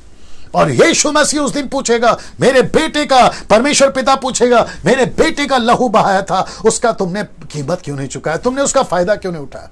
तुम तो बहस में पड़े हो ना, ये खुदा का बेटा, ये यीशु खुदा कैसे होता है? तुम इस बहस में पड़े हो। तब तक तो तुम्हारी गाड़ी छूट गई यार, तब तक तो तुम्हारी गाड़ी छूट गई। सब ठीक चल रहा है? तब तक तो तुम्हारी गाड़ी छूट गई। देखो, मैं कुछ बताता हूं, मुझे मालूम है 1 घंटा हो गया, एक्सक्यूज मी जी। देखो, मैं आपको एक बात बताता हूं, जितने लोग सुन रहे, विश्वासी अविश्वासी, सब सुनो। बस में, बिल्डिंग में, फ्लैट में, मॉल में बम रखा है, ठीक है ना, बम रखा है, आतंकवादियों ने बम रखा है। अब एक अनाउंसमेंट होता है, बम रखा है गाड़ी में, बस में, मॉल में, बिल्डिंग में, भागो। तो विचित्र लोग, अच्छे लोग क्या करेंगे? भागेंगे। यार थैंक यू, आपने अनाउंसमेंट किया, आपकी वजह से हमारी जान बच गई। लेकिन विचित्र, मूर्ख, फुलिश पीपल क्या करते पता है? जो अनाउंसमेंट करता उसी को पूछते तेरे को कैसे पता बम रखा है? तूने बम को देखा क्या? बम किस तरह का है, कितने वोल्टेज का है, कितना पावरफुल है, तूने देखा क्या? ऐसा पूछते बैठेंगे तो भैया फट के छितड़े हो जाएंगे तुम्हारे, फट के छितड़े हो जाएंगे तुम्हारे। आप है मेरे साथ में। आपको पता है जितने जितने जो ट्विंस टावर है ना अमेरिका का, अगर उनको पहले पता होता ना कि यहां पर ऐसा हादसा होने वाला, उस दिन उस सुबह कोई ऑफिस नहीं जाता। लेकिन बेचारों की मुसीबत क्या हो गई, उनको पता ही नहीं चला। ऐसी मौत मरी है वो, ऐसे कितने आतंकवादियों ने बम डालकर पूरे दुनिया को हिला के रखा है। ये बात सच है, ये बात सच है, सही है कि नहीं? लेकिन आपको पता है इससे भी खतरनाक बम फटने वाला है, जिसको कहते हैं नरक, जिसको कहते हैं हेल। वो नरक की भविष्यवाणी, वो नरक का प्रचार यीशु मसीह अभी से कर रहा है, और तुम उसी को सवाल कर रहे हो कि बम तुमने देखा क्या, तुमने वो बम कितना बड़ा है, ये सच है झूठ है? क्या बकवास कर रहे हो यार, क्या बकवास चल रहा है? पहले जान बचाओ ना। अच्छा, कुछ लोग ये भी बोलते हैं डैनियल भाई हमारी मर्जी, आप कौन होते बोलने वाले? तो फिर मेरा प्रश्न ये है कि जब तुम टीवी देखते हो ना, कोई भी न्यूज चैनल, कोई भी चैनल देखते हो, तुमको अच्छा लगता है तुम देखते हो, नहीं पसंद आता है तुम उसको स्विच करके दूसरा देख लेते हो। वैसा मेरा करो। अगर नहीं समझ में आ रही है तो चेंज करो। मैंने कहां जबरदस्ती किया है, लेकिन उल्टा मेरे से क्यों सवाल करते हो कि तुम ऐसे क्यों बोल रहे हो? यार बोल रहा हूं, मुझे बोलना है बोल रहा हूं, मुझे कहा गया बोल रहा हूं, बाइबल कहती है बोल रहा हूं, यीशु ने कहा 2020 साल पहले इसलिए बोल रहा हूं। तुमको नहीं पसंद है, अविश्वासियों से बात कर रहा हूं, तुमको नहीं पसंद है तो छोड़ दो ना। हम कहा तुम्हारे घर पे आके जबरदस्ती तुमको बुला रहे। और ये बैग राइस क्या लगा के रखा है? आपको बैग राइस दे देंगे, तुम्हारी औकात है बैग राइस देने के? तुम्हारे क्या कहते हैं उसको, वॉल पे जाके देखा तुम्हारे कपड़े ढंग के नहीं है, तुम्हारे ऊपर से लेके नीचे से पता चलता है तुमको खुद को खाने की तकलीफ हो रही है, तुम हमको बैग राइस दोगे? थोड़ा बात को ठीक से समझा करो और फिर बोला करो। समझ में आ रही है ना? वापस कहता हूं दोस्तों, ऐसा था यीशु मसीह। तो जितने मुस्लिम्स हैं और जितने सनातन धर्म वाले, मैं उन सभी को कहना चाहता हूं, अगर इसको तुम नहीं समझे तो भैया खत्म, इसको नहीं समझे तो खत्म। बेमतलब का बकवास मत किया करो। और दूसरा, लगने दो, तुमको तो लग ही रहा होगा, लगने दो, बंदर मत बनो। बंदर का मतलब क्या मालूम है? तुम दूसरों को देखते हो और वैसी कॉपी करते हो। तुमको किसी ने बता दिया इसलिए तुम बोलते हो। तुम्हारा खुद का स्टडी रखो ना। आप स्टडी करो। मैं ओपन चैलेंज देता हूं, स्टडी करके आओ फिर बात करो। पहले बैठो, स्टडी करो, फिर तुमको पता चलेगा सही क्या है गलत क्या है। तुम पढ़ो ना अपनी ग्रंथ, तुम पढ़ो ना अपना कुरान, तुम फिर आओ पढ़ के, बाइबल को पढ़ के, फिर पता चलेगा दूध का दूध और पानी का पानी क्या है। मैं वापस कह रहा हूं, शुरू में बोला था नहीं घुस रहे तुम्हारे में, मत घुसो हमारे में। बात नहीं समझ में आती है छोड़ दो। जबरदस्ती ना हम कर रहे हैं ना तुम करो, और हमारे ऊपर कोई वीडियो बनाने की कोई जरूरत नहीं। अगर इतना टाइम पड़ा है तो जाओ समाज सेवा करो। ये बकवास क्यों? मैं वापस कह रहा हूं, हम इसलिए कह रहे हैं तुम्हारे भलाई के लिए। नहीं समझ में आता मत समझो ना। दोस्तों, प्रकाशित के 5-5 योदा का गोत्र वसी है, प्रकाशित के 5 का 6 मेमना है, ये दोनों हैं। अब पद 15, क्योंकि मुझे वक्त का ध्यान रखना है, पद 15 से 28 तक में मैं इसका खुलासा देने जा रहा हूं, आपको खूब मजा आएगा, ठीक है ना? देखिए, दानिय्येल के स्वप्न का अर्थ लिखा है, वचन 15, मुझ दानिय्येल का अंतकरण चिंतित हो गया। मुझ दानिय्येल का अंतकरण चिंतित हो गया। लिखा है, मन में देखे गए इन दर्शनों ने मुझे व्याकुल कर दिया। मैं रेस्टलेस हो गया, मैं परेशान हो गया। अब देखिए वचन 16, अंत मैं सेवा करने वालों में से किसी एक के समीप गया। दर्शन की बात हो रही है, स्वर्गदूत की बात हो रही है, और उससे इन दर्शनों की वास्तविकता के विषय में पूछा। क्या बोलता है? पूछा। उसने मुझे बताया और मुझ पर इन दर्शनों का अर्थ प्रकट किया। अब आ रहा है अर्थ, वचन 17 वचन 17। आप लोग तैयार हैं जी? वचन 17 सब ठीक है वहां पे? अगर कुछ भी है तो बताया करो, ठीक है ना? दोस्तों, वापस कहता हूं, कोई भी कैसा भी कमेंट्स करता है बिल्कुल रिस्पॉन्स नहीं देना। हम हैं यहां पर और हमारी टीम यहां पर बैठी हुई है, ठीक है? वचन 17, उसने कहा, ये 4 बड़े पशु, मैं आपको फोटो दिखाऊंगा, ये 4 बड़े पशु 4 महान राजा हैं। ये देखिए 4 बड़े पशु, ये कौन है? ये 4 महान राजा हैं जो पृथ्वी पर उदय होंगे। जो पृथ्वी पर उदय होंगे मतलब ये मनुष्य हैं, ये 4 किंगडम हैं, ये 4 राजा हैं। फोटो दिखा रहा हूं, ये है दानिय्येल का दृष्टिकोण और ये है यूहन्ना का दृष्टिकोण। ये है दानिय्येल का दर्शन, ये है यूहन्ना का दर्शन। इसलिए अगर आप कंपेयर करोगे, तुलना करोगे, तो दानिय्येल का किताब 2 अध्याय 7वां अध्याय और प्रकाशित वाक्य 13 अध्याय। अब यहां पे आप देखोगे कि कैसा चेंज हो रहा है, ऑर्डर कैसा चेंज हो रहा है। कंपेयर करेंगे, ऑर्डर चेंज हो रहा है। मैं आपको बताता हूं ऑर्डर कैसा हो रहा है। दानिय्येल ने पहला देखा लायन, फिर उसने देखा बियर, फिर उसने देखा लेपर्ड, फिर उसने देखा ड्रैगन। आप समझ गए होंगे। लेकिन जब यूहन्ना देखता है, अब ऑर्डर चेंज हो गया, अब नीचे से आ रहा है, जो यहां नीचे है वो यहां ऊपर हो गया। पहला आता है ड्रैगन, फिर आता है लेपर्ड, फिर आता है बियर और उसके बाद में लायन। तो इसका मतलब है कि जो बेबीलोन यहां ऊपर था, जो यहां पर बेबीलोन ऊपर था वो नीचे हो गया, जो यहां पे ड्रैगन नीचे था यानी कि लूसीफर, वो यहां ऊपर हो गया। आप देख रहे हैं ऑर्डर कैसे चेंज हो गया। इसका मतलब क्या है कि यहां पे जो दर्शन देखा, जो यहां की घटना है, बढ़ते बढ़ते बढ़ते बढ़ते बढ़ते बढ़ते 2000 साल के बाद अभी चल रहा है 2000 यीशु को आए, यानी कि ईसा एडी, मतलब यीशु के मरने के बाद, जी उठने के बाद 2000 पूरे हो रहे, 20 चल रहा है। ये ऑर्डर यहां चेंज हो गया। अब यहां पे बॉस कौन है? जो यहां नीचे था ड्रैगन, अब यहां पे बॉस ऊपर आ गया, मतलब लूसीफर अब कंट्रोल कर रहा है। तो लूसीफर ही चला रहा है सबको, लूसीफर ही चला रहा है। ये आपको समझ में आना चाहिए। ये दर्शन यहां पे, मैं वापस कह देता हूं, ये दर्शन यहां पे चेंज हो गया, ऑर्डर चेंज हो गया। बहुत बहुत गहरा मतलब है इसका, बहुत गहरा मतलब है, ठीक है ना। तो ये आप समझ जाइए। और जब मैं वापस आऊंगा ना कल, यानी कि 8वां चैप्टर 8वां दिन, तो मैं और भी क्लियर करूंगा। ये आप ऑर्डर देख लीजिएगा। अब प्रश्न उठता है कौन है ये 4 महान राजा, मैं आपको वो भी बता देता हूं। दानियेल की किताब 2 अध्याय 7वां अध्याय और प्रकाशित वाक्य अध्याय मैं आपको बता देता हूं। तो सबसे पहला है बेबीलोन, मीडो पर्शियन, ग्रीस और रोम। ये कौन है? Lion, bear, leopard, dragon. Babylon कौन है? लायन। मीडो पर्शियन कौन है? पर्शियन कौन है? भालू, रिच, बियर। उसके बाद में बैर माफ करें, बैर। ग्रीस कौन है? लेपर्ड। और आपका रोम कौन है? ड्रैगन।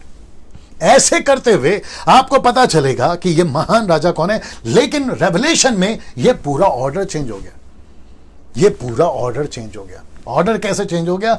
आपका लूसीफर ऊपर चला गया और लायन जो है वो नीचे आ गया। और आपको पता है कि बेबीलोन, बेबीलोन आपके उत्पत्ति में है, बेबीलोन आपके दानियेल के पुस्तक में है, बेबीलोन यीशु के टाइम पे था, बेबीलोन, क्योंकि यीशु मसीह की वंशावली में बेबीलोन की गिनती है। मत्ती की किताब उसका पहला अध्याय वचन 16-17 में अगर आप पढ़ोगे तो बेबीलोन साथ में आ रहा है। और आपका बेबीलोन अंत में भी है। बेबीलोन का मतलब क्या है? मूर्ति पूजा से भरा शहर, मूर्ति पूजा से भरा राज्य, मूर्ति पूजा, व्यभिचार, नशा, पाप, ऐसा बेबीलोन, ऐसा बेबीलोन, ऐसा बेबीलोन ये अभी भी है। ये अभी भी पहला यूहन्ना किताब उसका 2 अध्याय वचन 15 से लेकर 18 तक में यूहन्ना कहता है कि एंटी क्राइस्ट आने वाला है, लेकिन वो ये भी कहता है कि एंटी क्राइस्ट अभी भी है। मैं वापस कहता हूं, इसलिए तो कल भी बोला था, मैं वापस कह रहा हूं कि मसीहों समझो, मसीहों समझो बात को, मसीहों जितना गंभीर हो सकते हैं उस बात को लेकर चलो। मसीह मंथन, ग्रेस मिनिस्ट्री और जितने मुझसे जुड़े हैं, मैं जिनके लिए भी मेंटर हूं, मेंटर का मतलब है मैं उनको लीड करता हूं आत्मिकता में, उन सभी को मैं कहना चाहता हूं, सर हम कम से कम, हम जितने लोग मुझसे जुड़े, आइए हम मजबूत हो जाए, आइए हम मजबूत हो जाए। मैं अजय दास सर तुमको कह रहा हूं, आइए हम मजबूत हो जाए। मैं सुरेश कामले आपको कह रहा हूं, आइए हम मजबूत हो जाए। मैं पास्टर संदेश आपको कह रहा हूं, आइए हम मजबूत हो जाए। पास्टर सपना मैं आपको कह रहा हूं, आइए हम मजबूत हो जाए। ब्रदर लॉरेंस मैं आपको कह रहा हूं, आइए हम मजबूत हो जाए। ब्रदर अनोल, ब्रदर अमोल, सचिन, सिद्धार्थ, विक्की, और कौन है, शीनू, हमारे जितने भी लीडर्स हैं, उन सभियों को मैं कहना चाहता हूं, आइए हम मजबूत हो जाए। क्योंकि बेबीलोन तब भी था, बेबीलोन अब भी है और बेबीलोन आखिरी में भी रहेगा। सब ठीक है वहां पे ना। वचन 18, किंतु सर्वोच्च परमेश्वर के भक्त ही, अब ये वापस शिफ्ट हो गया। मैं वापस कहता हूं कि दानियेल सपना देख रहा है, कभी एंटी क्राइस्ट का, कभी लूसीफर का, कभी ये 4 प्राणियों का, फिर कभी यीशु का, कभी महापुरुष का, ऐसे शिफ्ट होते जा रहा है। इसलिए पढ़ते वक्त में अगर ऐसे स्टडी नहीं किया तो मुझे लगता है कि थोड़ा दिक्कत हो जाएगा। इसलिए मैं भी आपके बीच में पूरी तैयारी कर रहा हूं, काफी मेहनत के साथ आपके बीच में आ रहा हूं, इसलिए आप लोग देख भी रहे होंगे, समझ भी रहे होंगे, ठीक है ना। कहता है कि भक्त ही राज्य को प्राप्त करेंगे, मतलब एंटी क्राइस्ट राज नहीं करेगा, इसकी औकात भी नहीं है, एंटी क्राइस्ट राज नहीं करेगा, भक्त ही राज्य को प्राप्त करेंगे। वे सदा सर्वदा उस राज्य पर अधिकार करेंगे, युग युग तक चलेगा। जो कि बताता है ये मैं रखूंगा, फिर उसके बाद में ये, और जो कि कहां गया मिलेनियम, है ना, आगे है ना। ओके नाउ ये है आपका अनंत काल का राज्य, जो कि प्रकाशित वाक्य 21, प्रकाशित वाक्य 22 में मैंने बताया था, परमेश्वर अनंत काल का राज्य देगा। ये देख रहे हैं आप, अनंत काल का राज्य देगा। और इसी राज्य के लिए मेहनत करो दोस्तों, विश्वासियों, क्राइस्ट फॉलोवरों, Baptist, Methodist, Marthoma, brethren, Lutheran, charismatic, आपका मेन लाइन, साइड लाइन, आप जिस जिस डिनोमिनेशन से आते हैं, मैं सबको कहना चाहता हूं सर, इस राज्य के लिए मेहनत करिए, इस राज्य के लिए भागिए। मूसा कहता है, इब्रानी किताब उसका 11 का 25 और 26 में, वो फिरौन की बेटी का बेटा बन सकता था, लेकिन 50,000 टन सोना को लात मारकर परमेश्वर के राज्य के लिए दुख उठाना उत्तम समझा, क्योंकि उसकी आंखें यहां लगी थी, उसकी आंखें यहां लगी थी। वैसे ही मेरी, आपकी, सबकी आंखें यहां लगनी चाहिए। मेरा फोकस, डैनियल राज का फोकस यह है, मेरा फोकस यह है, इसलिए मैं सबका फोकस भी यहीं डालना चाहता हूं। दूसरा कोई प्रॉब्लम नहीं है मुझे, किसी से कोई प्रॉब्लम नहीं, आप कौन है, क्या है, कोई प्रॉब्लम नहीं। अगर आप यहां वाले बन गए, सलूट है आपको ना। इसको देखिए दोस्तों, वचन 19, तब मेरी इच्छा हुई कि मैं चौथे पशु के संबंध में उससे वास्तविक बात पूछूं। क्यों? क्योंकि चौथा पशु डेंजर है। रोम, लूसीफर, एंटी क्राइस्ट, जो कि कैपिटल सिटी था, पॉलिटिकल सिटी था, माफ करें, पॉलिटिकल सिटी था, वो बाद में होली सिटी हो गया। होली सिटी से मेरा मतलब है कैथलिक, होली सिटी से मेरा मतलब है 3rd सेंचुरी में कॉन्स्टाइन अंपायर जो था ना रोम का, उसने क्रिश्चियनिटी को लीगलाइज किया, और उसने किसको हाईलाइट किया? कैथलिक। बाप रे, टाइम नहीं है, बता देता हूं फिर भी। एक होता है यीशु के फॉलोवर, एक होते हैं क्रिश्चियंस।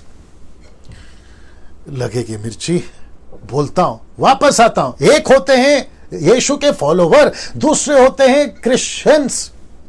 मैं रिपीट कर देता हूं, हम क्रिश्चियंस नहीं हैं, we are not at all Christians. हम यीशु के फॉलोवर हैं, हम क्रिश्चियंस नहीं हैं। मैं वापस कहता हूं, मेरा बाइबल दो और आराम से दो। हम क्रिश्चियंस नहीं हैं, हम यीशु के फॉलोवर्स हैं। इसमें एक भी जगह पे यीशु मसीह क्रिश्चियन का गॉड है आपको नहीं मिलेगा। अगर जिस दिन मिल गया, डैनियल राज फेसबुक और यूट्यूब पे आना छोड़ देगा, और आप जो कहोगा मैं करूंगा। नहीं मिलेगा आपको। वो राहुल आर्या हो, मैं उसको पूछता हूं, जाकिर नायक हो, मैं उसको पूछता हूं, और उसके जैसे बाकी जितने भी, मैं सबको पूछता हूं, मुझे बाइबल में से निकाल के बताओ कि यीशु मसीह क्रिश्चियन का भगवान है। आपको नहीं मिलेगा। इसलिए वापस कहता हूं कि जिसको 18 पता होता है 17 मत सिखाया करो, 19 सिखाओ, तुम्हारे पैर के पास बैठ के सीखूंगा। यह घमंड की बात नहीं है, यह अकल की बात है। बात को समझा करो, ठीक है ना। वापस आता हूं, लिखा है कि तब मेरी इच्छा हुई कि मैं चौथे पशु के संबंध के विषय में पूछूं, क्योंकि उसको पता था कि यह चौथा पशु डेंजर है। जो नीचे चल रहा था ना दूसरे चैप्टर में, जो नीचे चल रहा था ना 7वें चैप्टर में, प्रकाशित वाक्य में, जिसका ऑर्डर नीचे था, वो अचानक से ऊपर दिखने लगा। ड्रैगन ऊपर हो गया, ड्रैगन अचानक से ऊपर हो गया। सोच के देखिए आप, क्या क्या क्या डैनियल को क्या समझ में आया। इसलिए बोलता है मुझे स्पेसिफिक सच में बताइए क्या बात है। अब देखो क्या बोलता है, वह पशु अन्य तीनों पशुओं से भिन्न था, वह देखने में बड़ा भयानक था। मैं फोटो दिखाऊंगा आपको। उसके दांत लोहे के, नख पीतल के थे, वह सब कुछ खाता, टुकड़े टुकड़े कर देता था। उसके मुंह से जो उसके मुंह से बच जाता था, उसको वह अपने पंजों से रौंद डालता था। यह है रोम, यह है होली सिटी रोम। अचानक से रोम पॉलिटिकल से होली सिटी में तब्दील हो गया, और इसको सपोर्ट करने के लिए 10 सिंह भी आ गए। मैं वो भी बताऊंगा आपको, लेकिन पहला ये चित्र देख लीजिए। ये चित्र देख लीजिए, कितना डेंजर है और कितना डरावना है। जी, वहां पे बाकी कैसा रिस्पॉन्स है कमेंट्स बॉक्स में? चलो, ये चित्र देख लीजिए सब ना। इसको देखिए, वचन 20 लिखा है कि मैंने उसके 10 सिंगों के विषय में भी पूछा। ये 10 सिंह का क्या चक्कर है? जो उसके सिर पे थे, मैंने उससे उस छोटे सिंह के बारे में भी पूछा जो 10 सिंगों के मध्य निकला था।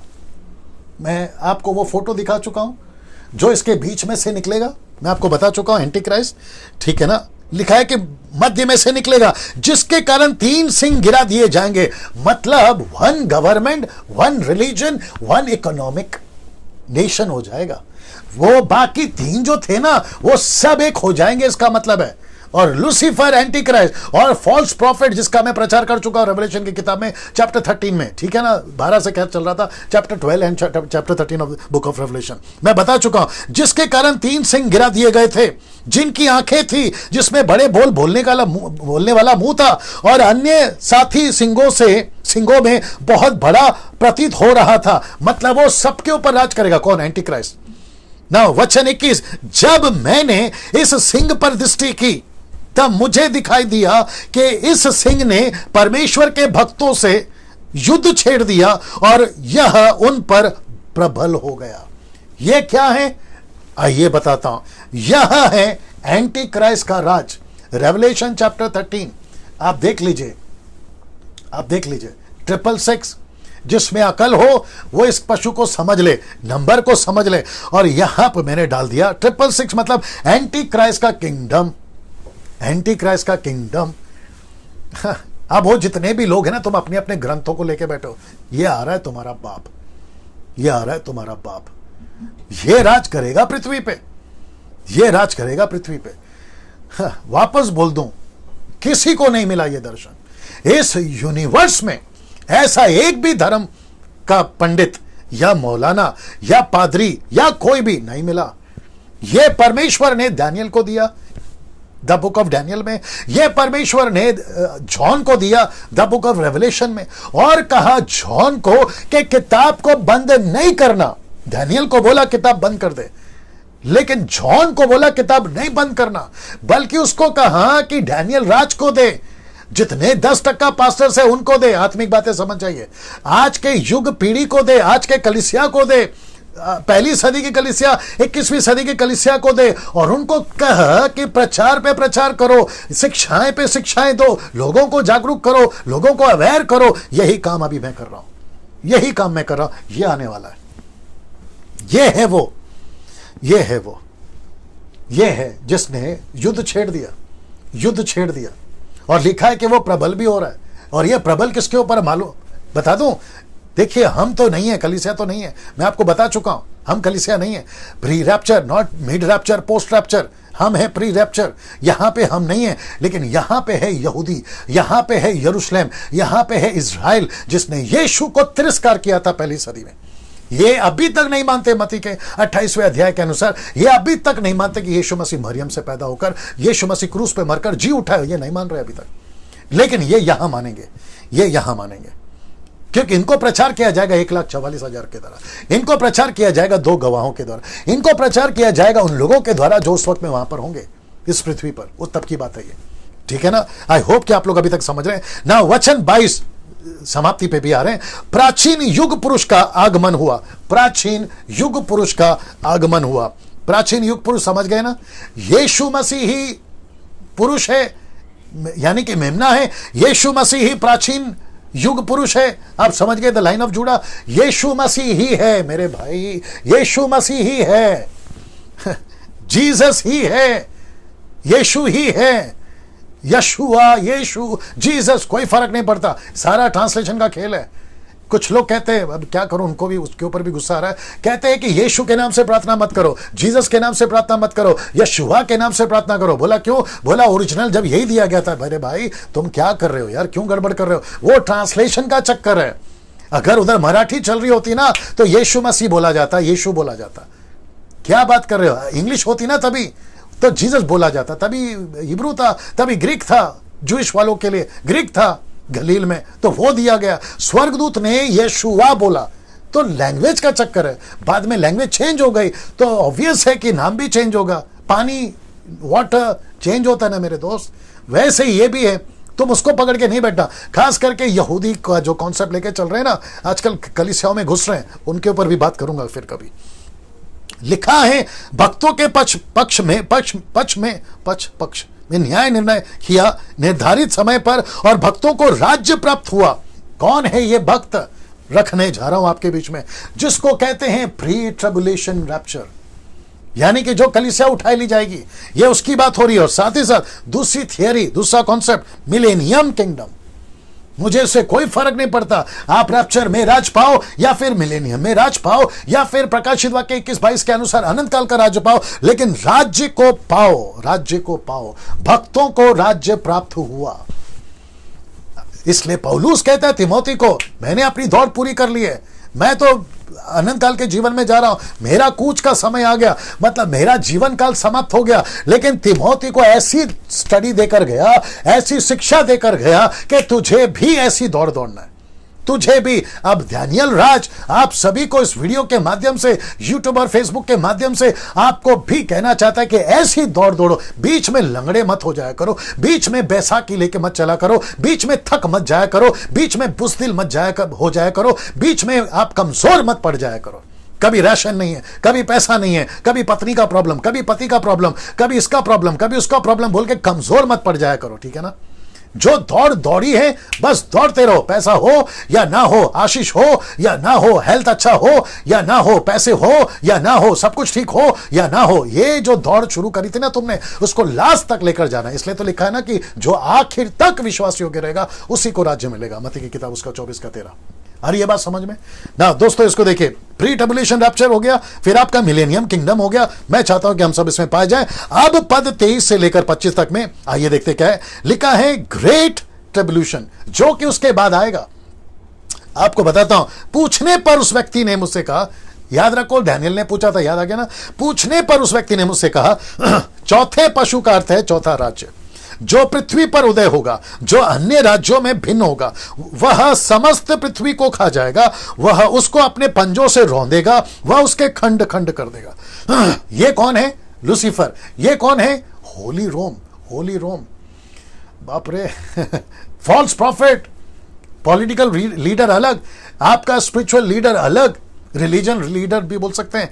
ये सब पृथ्वी को खत्म करने पर लगे रहेंगे ना। ये देखिए वचन 24, उसके 10 सिंह का अर्थ मैं आपको बताऊंगा। 10 सिंह का अर्थ यह है, इस राज्य में 10 सिंह राजा उदय होंगे। ये देखो, सबका इंटरप्रेट है, दर्शन है, सपना है तो इंटरप्रेट भी है।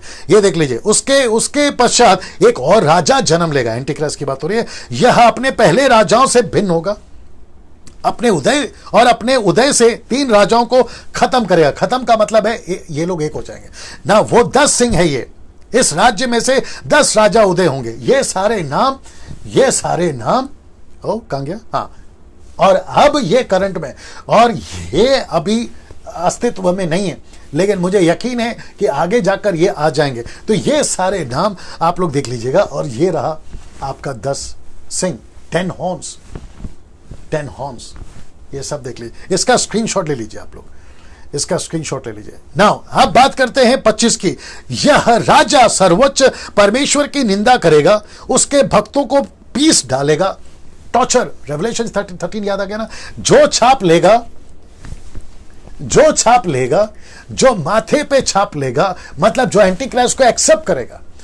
बाप रे, और एक आ गया, क्या करूं, बोल देता हूं। बीच में मुझे किसी ने कॉल किया, बोला डैनियल भाई, उनका पास्टर कहता है कि 666 का नेम प्लेट अगर गाड़ी पे है तो उसको नहीं लगाना। 666 अगर आपका मोबाइल का लास्ट 3 डिजिट्स 66 है, वो नंबर चेंज कर देना। मुझे पूछा पास्टर डैनियल मैं क्या करूं? मैंने कहा अगर तेरे गाड़ी का नंबर प्लेट अगर 66 है तो रख ले, मत चेंज कर। दूसरा, अगर तेरे नंबर पे लास्ट में 666 आता है तो भी चलेगा। बोला मेरा पास्टर तो मना कर रहा है। मैंने कहा कि तेरे पास्टर को शायद समझ में नहीं आ रहा है कि यहां पे इंटेंशन की बात हो रही है, मकसद की बात हो रही है, मनसा की बात हो रही है कि तुम कौन से मनसा से।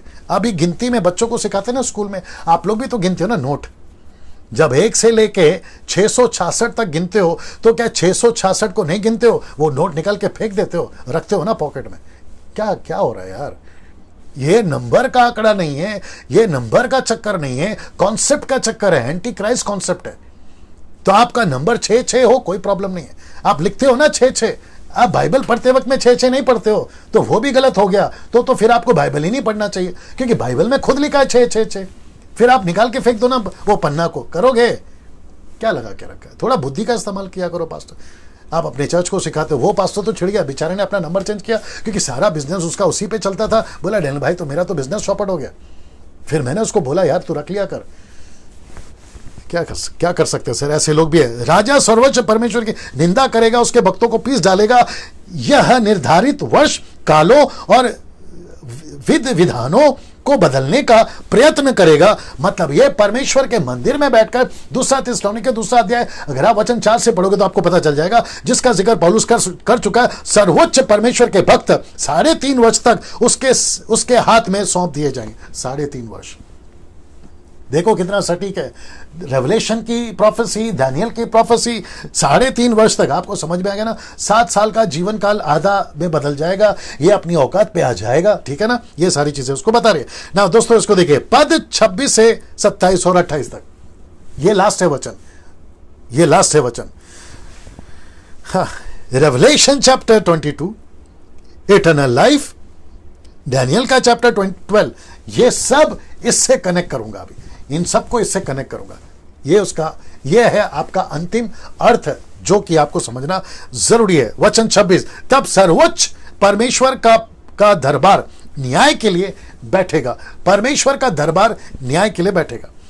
लिखा है कि उस राजा के हाथों में Revelation the book of Daniel chapter 12 once, एक निकाल के रखो, सॉरी मैं चाहता हूं कि उसको पढ़ लेते हैं ना।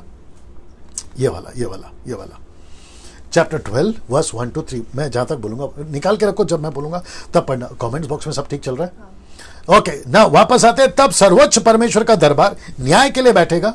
उस राजा के हाथ से उसकी राज्य सत्ता छीन ली जाएगी एंटीक्राइस्ट के बाद। उसका शासन पूर्ण नष्ट हो जाएगा। एंटीक्राइस्ट की बात हो रही है, उसका पूर्ण अंत हो जाएगा। मतलब चैप्टर 2 में रेवलेशन चैप्टर 22 में उसका अंत हो गया, खत्म हो गया। किसका? एंटीक्राइस्ट का। उसके बाद में अरमैगडोन की लड़ाई है। 1000 साल का जो कैदी बना दिया गया था, और 1000 साल का राज्य पृथ्वी पर आएगा, यरूशलेम पे आएगा, मैं बता चुका हूं। फिर उसके बाद में अनंत काल का जीवन का राज भी आएगा। इसलिए तो लिखा है कि तब सर्वोच्च परमेश्वर का दरबार न्याय के लिए बैठेगा, और उस राजा के हाथ से उसकी राज्य सत्ता छीन ली जाएगी।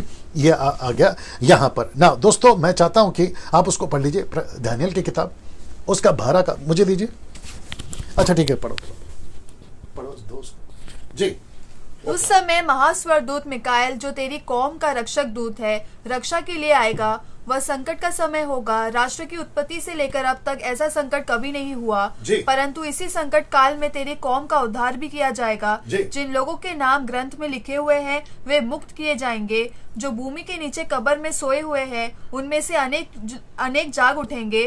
कुछ को शाश्वत जीवन प्राप्त होगा, कुछ को अपमान और स्त्रियाई कृपा का पात्र बनना होगा। जो समझदार होंगे वे आकाश मंडल के उज्जवल। बस तो जिसका जैसा नाम है उसके मुताबिक उनका पुस्तकों में जैसा नाम लिखा होगा। मैं भी तो यही बता चुका ना प्रकाशित वाक्य 21 का अध्याय में, कि जिसका नाम जीवन की पुस्तक में है वो जीवन काल को पाएगा, अनंत काल का जीवन को पाएगा ना। दोस्तों ये आप समझ गए होंगे। राज्य और शासन समस्त आकाश के नीचे पृथ्वी के सब राजाओं की मानता सर्वोच्च परमेश्वर के भक्तों को जन समूह को दी जाएगी। उनका राज्य शाश्वत राज्य होगा। पृथ्वी के सब शासक उनकी सेवा करेंगे और उनकी आज्ञा का पालन करेंगे। यह आपको मैंने अभी बता दिया। तो इसका मतलब है हम सभी का नाम जीवन की पुस्तक में हो, हम सभी का जीवन यीशु के साथ सुरक्षित हो, तब जाकर यह राज्य मिलेगा, नहीं तो गई भैंस पानी में। वचन 28 आखिरी वचन है। दर्शन के वास्तविक अर्थ की चर्चा यहां समाप्त हुई। स्वर्गदूत ने दानियल को बताया, दानियल हमको बता रहा है।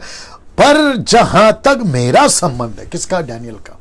जहां तक दानियल का संबंध है बाइबल वाला, वो कहता है मेरे विचारों ने मुझे व्याकुल कर दिया, मेरे चेहरे का रंग बदल गया, उड़ गया, किंतु यह बात मैंने अपने मन में ही रखी और किसी को नहीं बताई।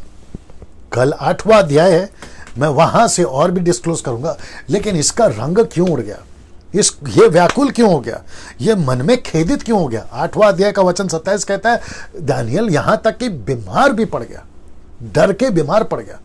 अब आप सोच के देखो कि दानियल को बताते वक्त में उस वक्त में जो इंटरप्रेट हुआ होगा, मैं जो इंटरप्रेट कर रहा हूं वो दानियल के इंटरप्रेट का अंश भर भी मैच नहीं कर रहा होगा, क्योंकि मैंने नहीं देखा, मैंने नहीं सुना। लेकिन अगर वही दानियल आज यहां होकर हमको बता रहा होता तो आपको पता चलता कि वाकई में इसकी हालत कितनी खराब है। मेरी अंडरस्टैंडिंग, क्योंकि कम से कम 4000 साल की या 3000 साल की घटना, पुरानी बात बता रहा हूं आपको, तो फर्क तो रहेगा ना मेरे दोस्त। मेरी ताकत जितनी थी मैं जिसको इसको समझ सका, इसीलिए कल पहले दिन से मैं गुस्से में हूं, इसलिए पहले दिन से मैं एग्रेसिव हूं, इसलिए पहले दिन से मैं आपको, मेरा जो एटीट्यूड, मेरा जो टोन है वो ऊंचा है। कुछ लोग बोलते हैं ये तरीका होता है क्या प्रचार करने का? तेरा शांत वाला तरीका से तूने क्या कर लिया बता दे बेटा। इसको समझो, पहले इसको समझो। यीशु का भी तरीका यही था, पतरस पौलुस का भी तरीका यही था, उसी के चलते तो मसीह टिकी है अभी तक।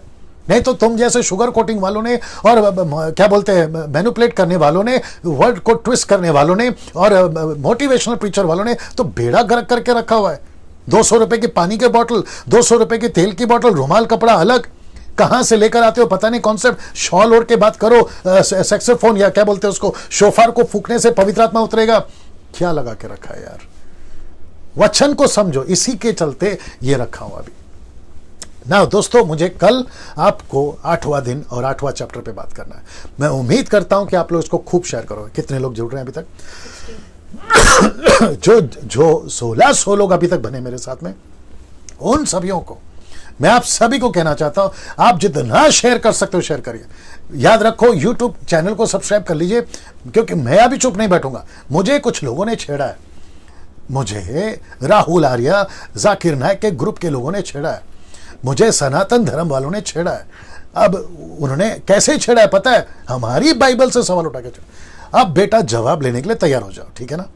आऊंगा तुम्हारे पास में, इसी सोशल मीडिया के माध्यम से आऊंगा, ठीक है ना? और साथ ही साथ जितने वीडियोस को मैं अपलोड कर रहा हूं उसको देखने के लिए मैं कह रहा हूं कि चैनल को सब्सक्राइब करो, मेरे पेज को लाइक करने के लिए आप लोग जितना कर सकते हैं और जितनी तादाद में आप लोग जुड़कर देख सकते हैं देखिए, क्योंकि बहुत अद्भुत चीजें परमेश्वर इन दिनों में कर रहा है, इस बात की आप जानकारी रखते हैं। चलिए दोस्तों, अपना ख्याल रखिए। कल ठीक 8 बजे आपसे मुलाकात होगी, chapter 8 and date 8। God bless you. अपना ख्याल रखिए। जय मसीह।